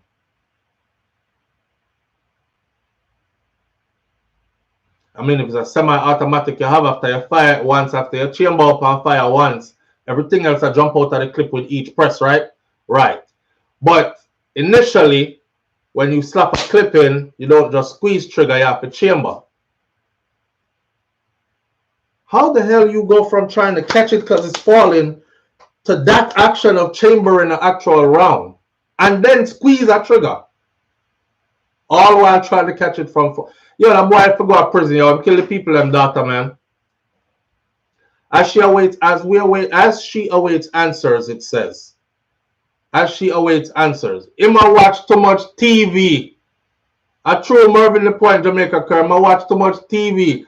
A boy I really feel like him gonna get away with that. I hope they don't let him get away with that. Me no business what she do. But me know say enough of them love kill the woman them because them give them front. The concerned officer was served with a Section 21 notice. As she awaits answers about her daughter's death, Nadine Suku also has questions about her phone. She says Janae, her daughter, she has 2 iPhones, but only one of them have been retrieved by the police. Them can't find the other iPhone. The other iPhone is active on social media. I will want that phone, she said. The other phone is active on social media, and we want that phone. That's weird. That's weird. I saw where somebody said yesterday that 28-year-old constable is actually married and having woman and him picnic, and I think Johnny said she was gonna expose them to her or something like that. Live on the air with SouFLo. Good morning. Morning, how are you doing? I'm good, family. How you doing this morning? Good. Good morning, family. So I want to ask you a question because I'm not very versed with the law. So in the United States, right? If I'm in your or let's not use you, but if I'm in the company of someone, right? And they found me dead in that person's company, wouldn't they take that person into custody? Wait, me not understand what you're asking me. I'm confused now. All right. So they found the girl, they found her dead, and she was in his company, the police guy's company. So wouldn't they take him into custody? Yes. So they would run an initial investigation first. And based on what they have found, they would take you into custody. If they can see right off the bat that it was accidental or could even have been a case of suicidal, she could have been like, grab his gun and kill herself with it. And if they could ascertain that straight off the bat, then they would probably let you go, right? Until further investigation. But in this particular case, I heard the mom last night. Yeah. On a program, and she was saying, she just alleging, because she don't know, she was trying to figure out so that he has I wonder if he has another family, because she saw a baby on his TikTok, and she was wondering if he didn't tell the daughter this might that be he where had another family. This is what I'm saying. And then an argument could have, come up. Yeah, this is what I'm saying. The streets are saying. That's what I learned last night. Oh, that's what you learned? Yes, I learned last night. Because the mom said that last night. Right, and the mom said it, and other people were saying it as well. So I threatened him, so she got tell him wife or him woman and him. Oh, right. So the mom wasn't right last night. So he was having a relationship with her, but didn't want it to be exposed. Oh my God! You know that in class also in class. But me don't know if I true that. Because I haven't vetted but the that. Mom was but me hear them well, saying we don't know still, but the mom was saying the same thing. Right. So I don't know if that's the actual case, but that I've heard that. That looked to me like him just murder that girl. Just no man, like him that. straight up kill her, man. I'm a avid where they were so it was like a place where the police officers go when they're off duty, like a barracks, like they're off duty and they go there like a place they say it's supposed to, but it's not really a motel. It's somewhere where they go. And that's say you carry the girls down. Yeah, when them off duty or something like that, all of them. Because it was, They gave the name of the place that they were at too. Yeah, they did give the name. Yeah. Yeah. Boy. They murdered him. I believe he murdered her. That's just my opinion. Yeah, you're right. I'm with the same belief too. Because just like that. Yeah. Yeah, I'm with the same belief too. For more than one reason. That is so sad. Yeah. So sad, man. Oh my God. Boy, I'm telling you, SouFLo, we just have to pray. Yeah, be careful. All right. All right, family. Have a good one, yeah? You have to be careful. You have to do more than pray. You have to be careful. You have to be careful who you are dealing with in these times. Some people see you as disposable. I was speaking about how, the universe be protecting me, man. Like, circles I be trying to get into, I be getting denied access. And then something tell me, say, that's not where you're supposed to be. Stay in your lane kind of thing. Trying to go around certain people, and something that tell us, that's how you're supposed to do that. Don't go around them. You have to listen to these things when you deal with people. Like, and I don't care who it is that you're dealing with. You know what I'm saying? You have to, because we live in a world where people are sick and not everybody shows their sickness up front. You know what I'm saying? Not everybody shows their sickness up front. Him obviously killed the girl. Listen, I am an avid gun handler. And I can ask any gun handler in here if this makes sense to them. We're talking about a service pistol, which is a Glock, right? You don't chamber around and fire it off just by trying to stop the gun from falling.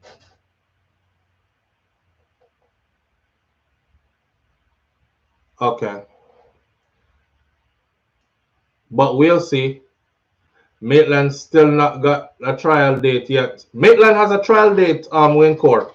You might have missed with update, but Maitland has a trial date set. And he is to remain. You're talking about Donnelly Donaldson's story. The other police, Noel Maitland. He is to remain incarcerated until his trial comes around. You know, boy, that's another sad story still. That's another sad story. His trial date is set for April. Noel Maitland's trial date is set for April of 2025. For those of you who are wondering, because we kept on saying, say her name, Donnelly Donaldson, and I said, hey man, remember, it's set for April 7th of 2025. April 7, 2025 trial date has been set for Noel Maitland, the police constable who is charged with the July 2022 murder of social media influencer Donnelly Donaldson. The date was arrived at when the matter was heard in the Home Circuit Court in downtown Kingston Wednesday for a plea and case management hearing. And this was in a publication that was published January 17th of 2024. So they already had his date planned from a year ago, right? Almost a year ago now. 3 more days will be a full year. He appeared, his last time appearing in court, he appeared through a Zoom call, and he was advised that the case is expected to be tried over an 8-week period with a 7-member jury, as opposed to being tried by a judge alone. So he will have a jury trial.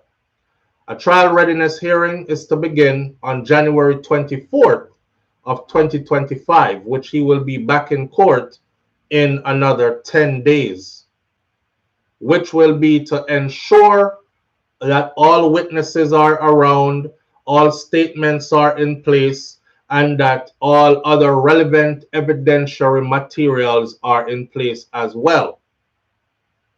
As you all know, Maitland was subsequently remanded back into custody, and the evidence is too strong against Noel Maitland. There is going to be a conviction in the Donnelly Donaldson case. It's one of the strongest cases I've ever seen. There's no way he can't. The thing that I said, though, I'm watching for, it better be 38 to life or 38 before eligible for parole at a minimum. And I was comparing it to the Vybz Kartel case when Vybz Kartel was still incarcerated. I said, how Kartel get 38 before eligible for parole, which was reduced later to 35 before parole, but initially 38 before parole, with circumstantial evidence only, no material evidence, no DNA, nothing significant.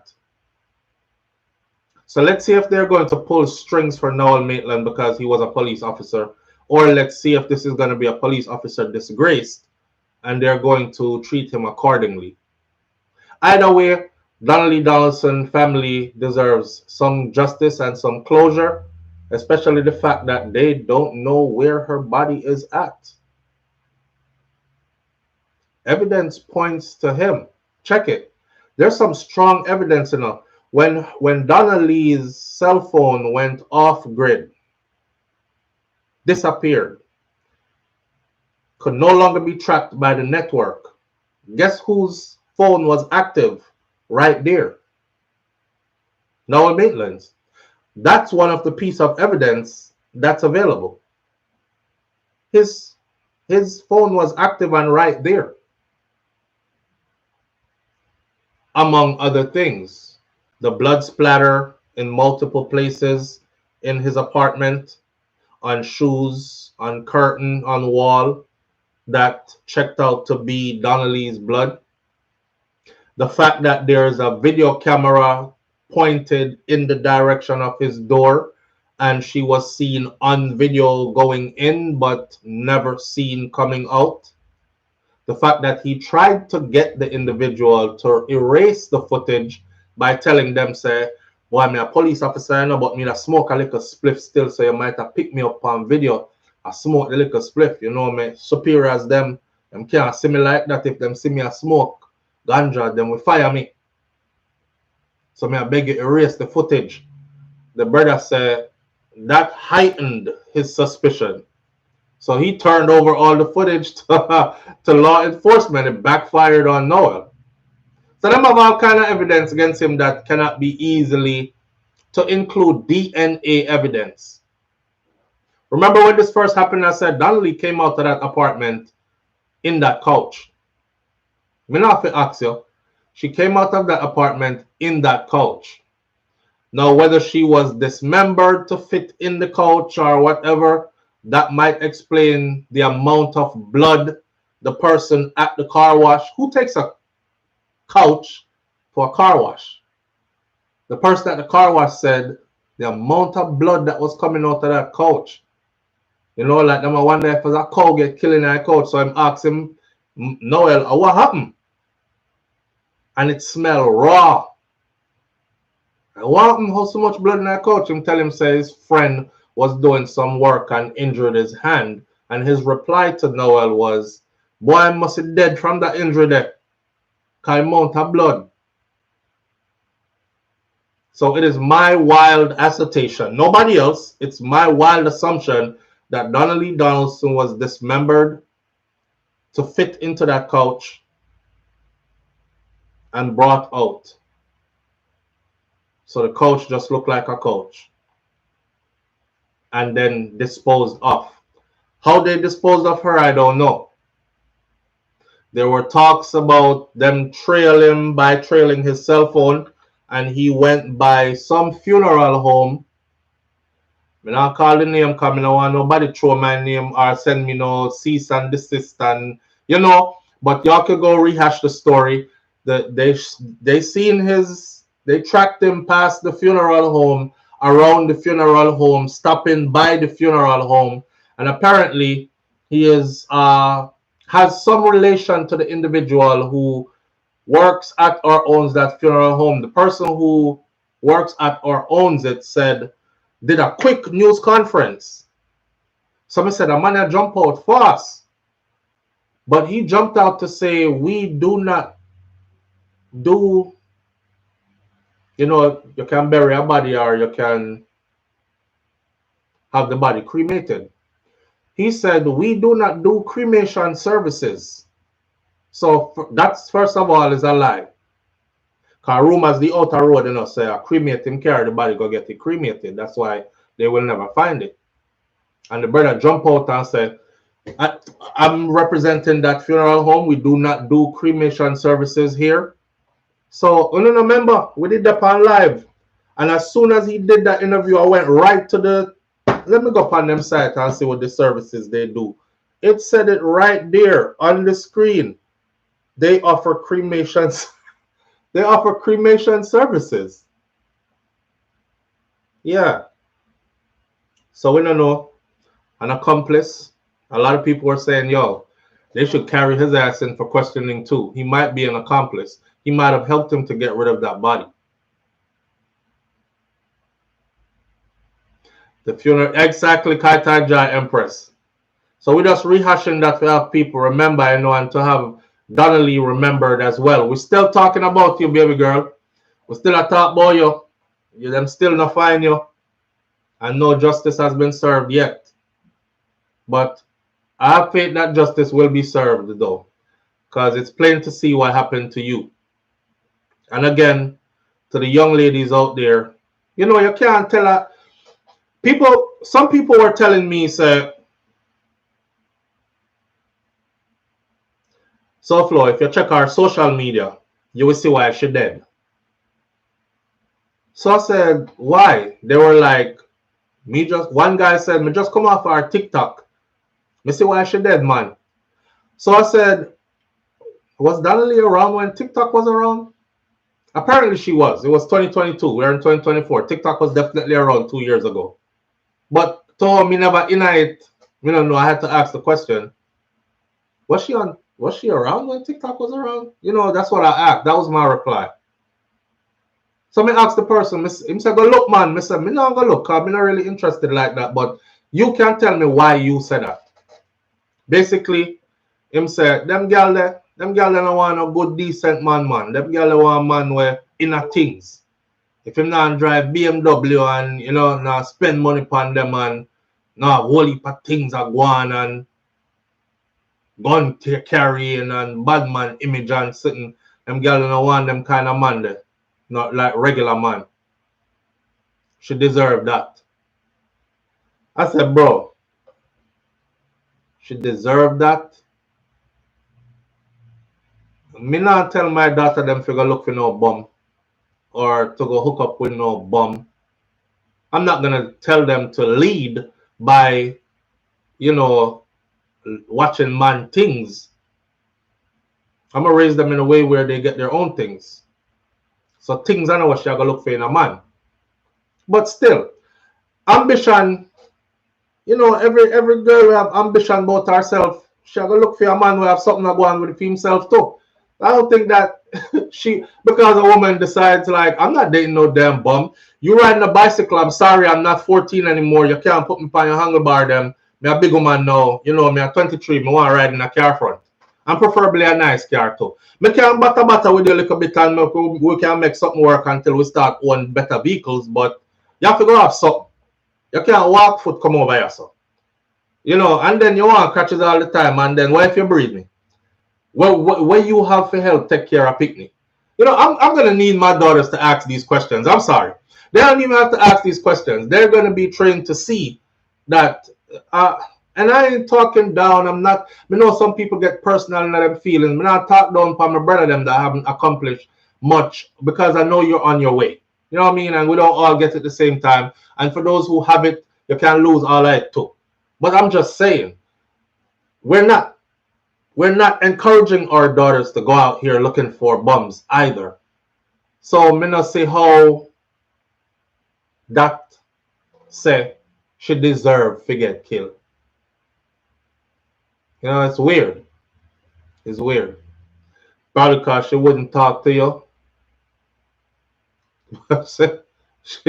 you know them little girl that were flighty. We jump in any man car. Cause him have a nice car, girl, and him dress nice, him clothes them a name brand. We not raise them kind of daughter then neither. But we definitely not raising the ones who are gonna dash out for no bum. And a woman don't deserve to be killed because she has some level of standards about herself.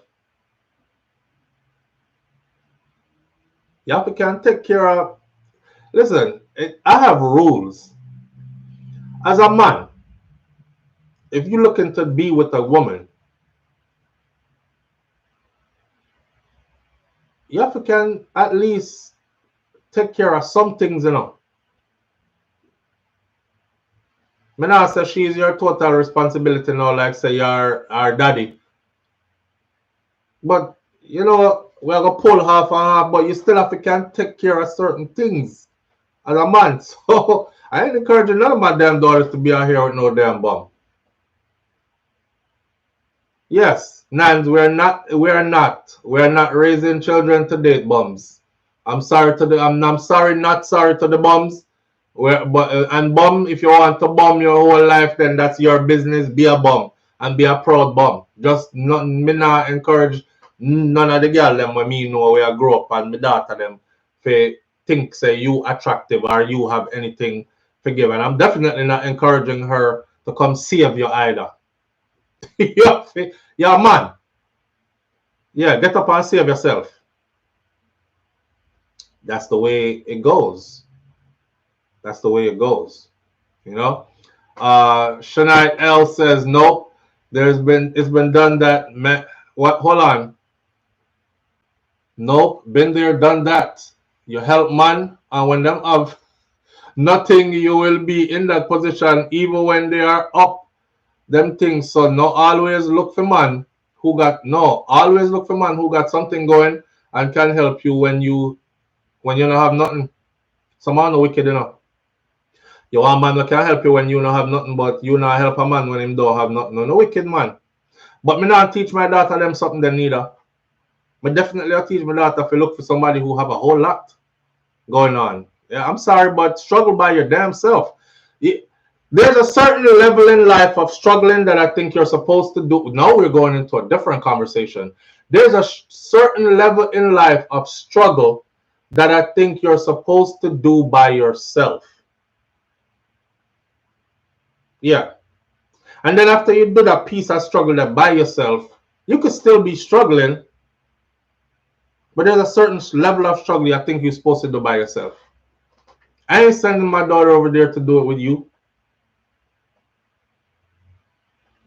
And then, you know how we ask a woman what you bring to the table? You have to bring something to the table, bro. Some of y'all out here be picking up bums though and falling in love with bums. My coochie gonna change his life. and it never does. You end up with heartbreak. You look for, Kaz Robinson says, look for a man that can match you or is at a higher level. Look for a man with drive and ambition. You hear me say drive. Not a man with big talk and not doing nothing. Drive. Drive means he is up and out to get it and is actively working and you can see the vision. Even though you have accomplished it already. You could look at some brothers and you could tell this brother, watch this brother 10 years from now, God spare him life. Watch and see. You're going to want to be a part of his company. You could see it.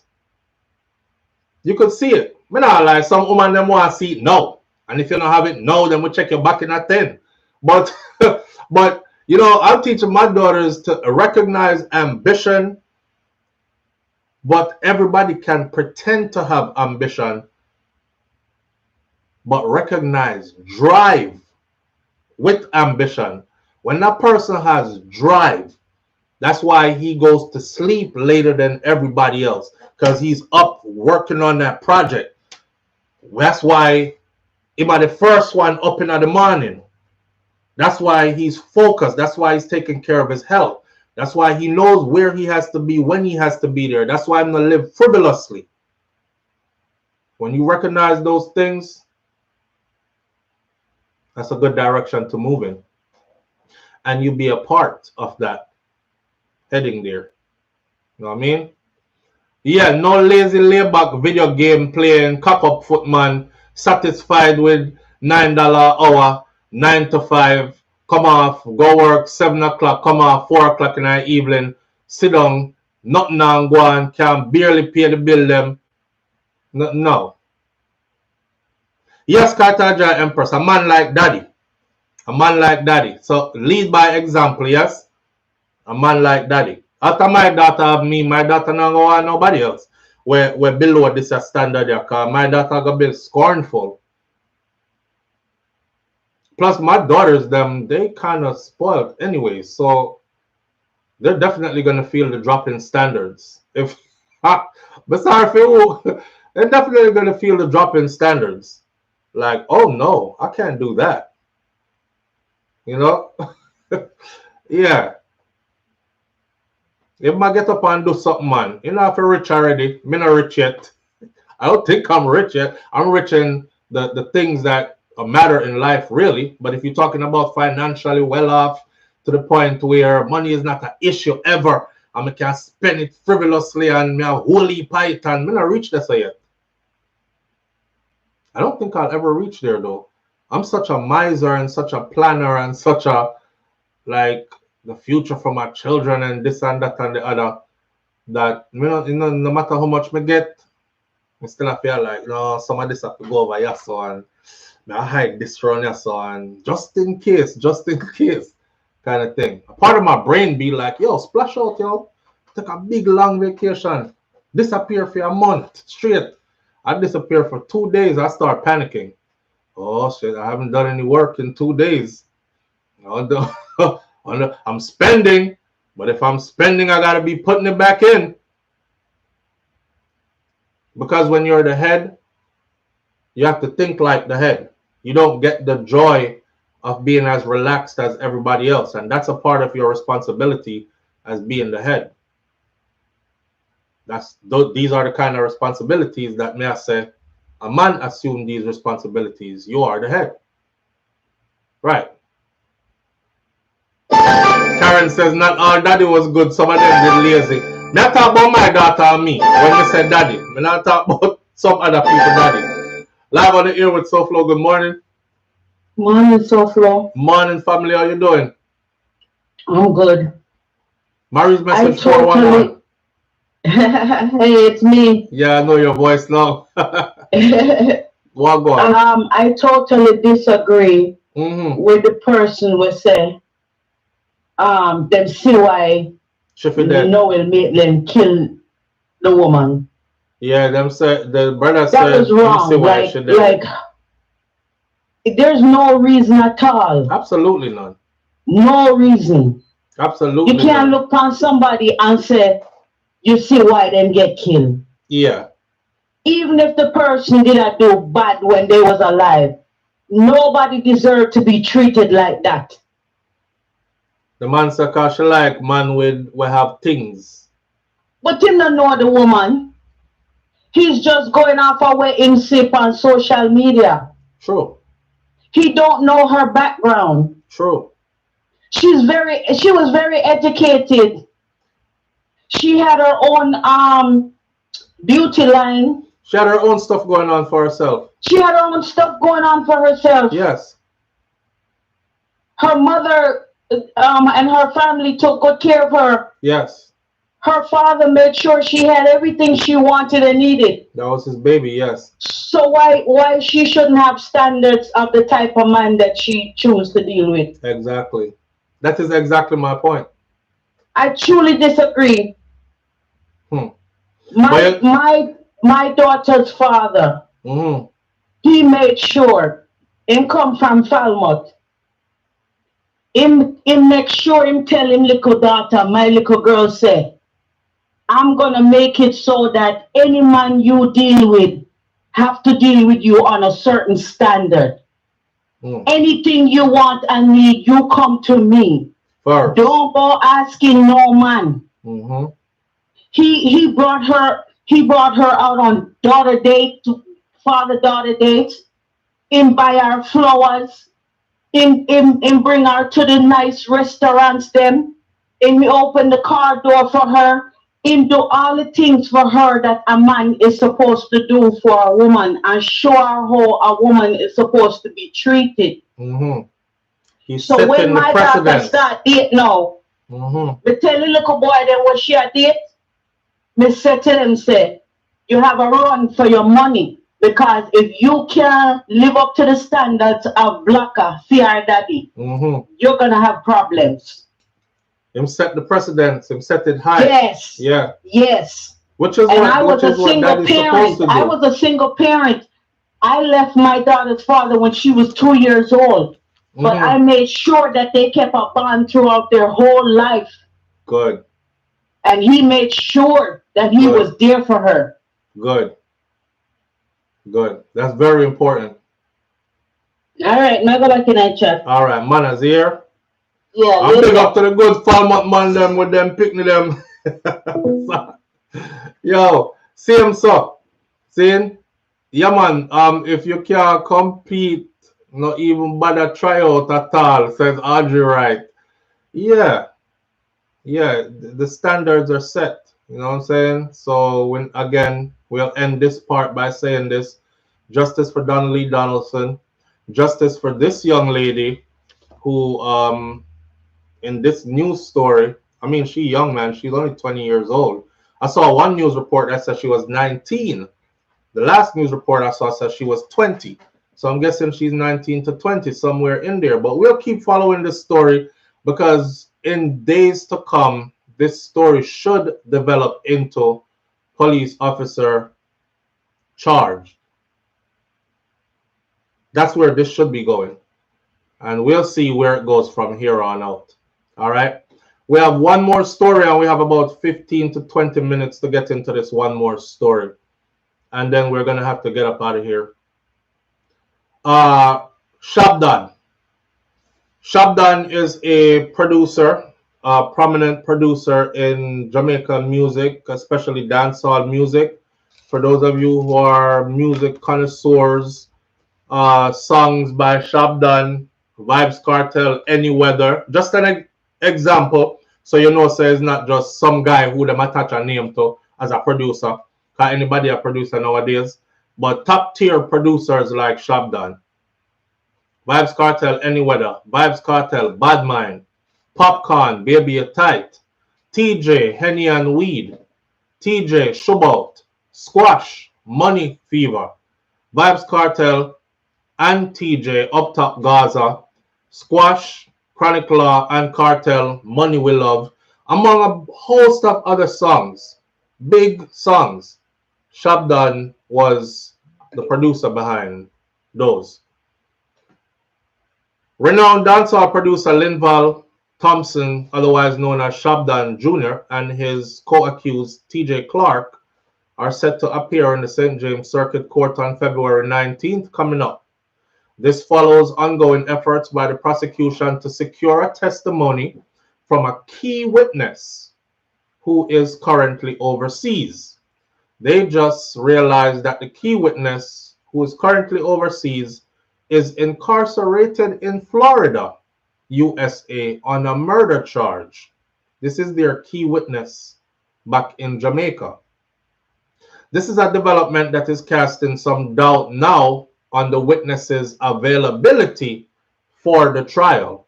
I would say even casting doubt on the witnesses' credibility at this point.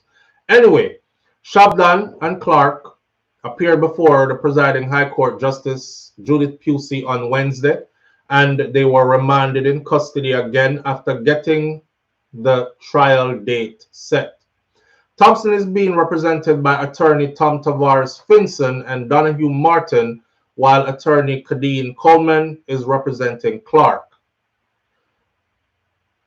I'm afraid Tom Tavares Finson. I watched how the Vibes Cartel case was handled initially, and go and look right now. There's a video by SouFLoTV that says, "What if Vibes Cartel's attorneys are against him?" It's still on YouTube. Did it years ago, but I was talking about Tom Tavares Finson.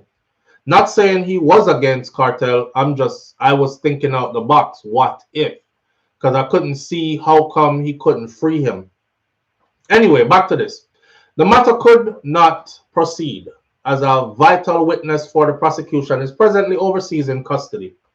Steps are being taken to arrange for him to give evidence, and the prosecution asked for additional time to determine if this is feasible, if it's possible to get verbal evidence and account from this individual who is locked up in Florida on a murder charge. He expressed skepticism about the feasibility of securing the witness's testimony. That is not the first time that the court has been told this, and in fact, the witness in question is in jail in Florida for murder charge and is very unlikely to be available as a witness in this matter. The case was set for trial for February 19th, and the prosecution was told by the judge to determine the way forward. In view of the availability of the witness, Mr. Tom Tavares Finson said. In case you don't know what Shabdon then is charged for, the men are charged for the May 25th, 2022 murder of 3 individuals. This is a triple murder case. So you went from a prominent music producer with a hefty record of bangers, hits, songs that he produced, to being incarcerated on a triple murder charge.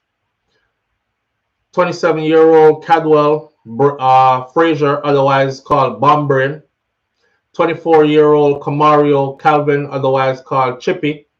And 26-year-old Tony Ann Reed, otherwise called Two Fly. The three were shot and killed, and 2 other persons wounded in a drive-by shooting at a birthday party in Rose Heights, St. James. Now, I was following this story pretty closely, and I know people are going to say, yep, SouFlo always a defend them murderer and them killer ya. Let me put my disclaimer out there, right? I go off of what can be proven in court. That's what I go off of. What can be proven in court? What evidence is brought forward that can make me say, that's irrefutable. We can't go around that. I love how you produce music. You got some bangers. I'm a fan, but you have to go do your time. Where's that type of evidence? The first thing I noticed in the Shabdon situation was they were after Shabdon for some time. Them collared them up one day, pulled his vehicle over. He was riding with somebody else. A gun was found in the vehicle. The gun was found under the passenger seat. The passenger took the fall. He said, "It's my gun." So he's off doing his time. But that was big news because super producer Shabdon caught with illegal gun was headline first. That individual went off to do his time. Shabdon got free. I feel like the JTF wanted him, those particular officers in that wanted him incarcerated so badly. They're like, damn, him get away off of the gun charge. We'll get him past something else. Boom! Right behind that came a bribery charge. Shabdon was trying to pay us $1 million to make the gun disappear. And I tell him, say, me nah do it. Words of one of the officers. Here's the reason why we need body cameras on our police officers, but go ask them why they don't want to wear it. Remember, I know, I big them up all the time, but when time them wrong, I say them wrong. Or when they're not doing, when they're falling short, I say that too. Why they don't want to wear the body cameras? Because this would have been something easy. Instead, now we are in court for a bribery case where it's your word against mine. A body cam would have solved that. Because according to the police testimony, Shabdon pulled him to the side and I talked to him, right? Body cam would have picked that up. You over there offering me $1 million to make the gun disappear. I'm going to tell him, say, I'm not doing it. No money can buy me. Something like that. Boom. He was released again on bail, pending the trial for the bribery case. Then them catch the man on the road with his travel documents. News headline again, Shabdon is trying to flee the island. But sometimes I can't reveal my sources. We talked to a little birdie. The little birdie said, SouFlo, the man never tried flee no island. The man is trying to leave Jamaica, period. I believe he got married to somebody who is not Jamaican and is working out his papers to be in another country. So the day when them pick him up, he actually had his documents on him because he was heading to that interview or that to pick up the something like that with the documents and his travel documents. Again, I said to myself, why put it on the news that he was trying to flee the island? How about some proper investigation? Like set up a sting operation. I want you on the vessel. You know, like how you come and you say, yo, I mean, I'm Shabdon and I have a couple millions of dollars. So, yo, I give you 5 million, drop me off in a Haiti on your fishing boat later. See? I lay down in the boat and you drive fast. I don't know what's going on. I just a scenario. Put her undercover upon the boat. Dress him up like one of the man them where drive him go to Haiti. Catch him when the boat take off and turn back around the boat in the water. So I say you are under arrest. Caught you. You thought you were gonna leave. We have firm evidence you were trying to flee the island. The way how them put the news out, them me feel like them did catch Shabdon out at sea trying to escape Jamaica. Them catch the man on the road. Saying they caught him with his travel documents, so that mean he was going to flee the island because somebody tell them so. And now, initial report said when the shooting happened, nobody knew who did it because the shooters all had masks on, so they couldn't see them face. But then they had an ID parade. And Shabdon get picked out of the ID parade. So if all the witnesses said the shooters shot up the place, we have to run for our life, gunshot a fly, what you mean? Me not see nothing. Me see 3 masked man.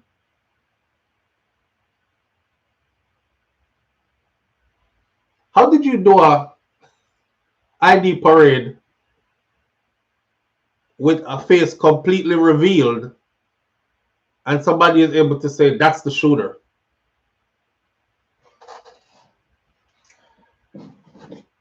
If I came by and shut up your place like this, you see? Bah, bah, bah, bah, bah, bah. Hands covered up, everything. And then me come back later now and them have me like this in front of you. You can't tell that that's the same person. So the Shabdon case is pretty interesting. And I think the Shabdon case is interesting because, you know, Shabdon's father didn't help either. Because I saw an article where Shabdon's father talked about him disowning his son because his son linked with certain people and all these other things. I don't know. All I know is about what can be proven in court. And I'm going to say this. The case is super interesting. I know there was a vendetta out for him. I know they wanted to get rid of him. And when they finally did get him in custody, I actually said it before it happened. Mr. Him never come for next. Matter of fact, I think I left a comment on one of Shabdon's postings. Something to the effect of, be careful because them same people here, some of them is a fan today and tomorrow they rejoice at your downfall. Some of them want you out of here. And they'll stop at nothing to get you out of here. And shortly after that, you know, the whole of this happened. A big music executive produced multiple hit songs.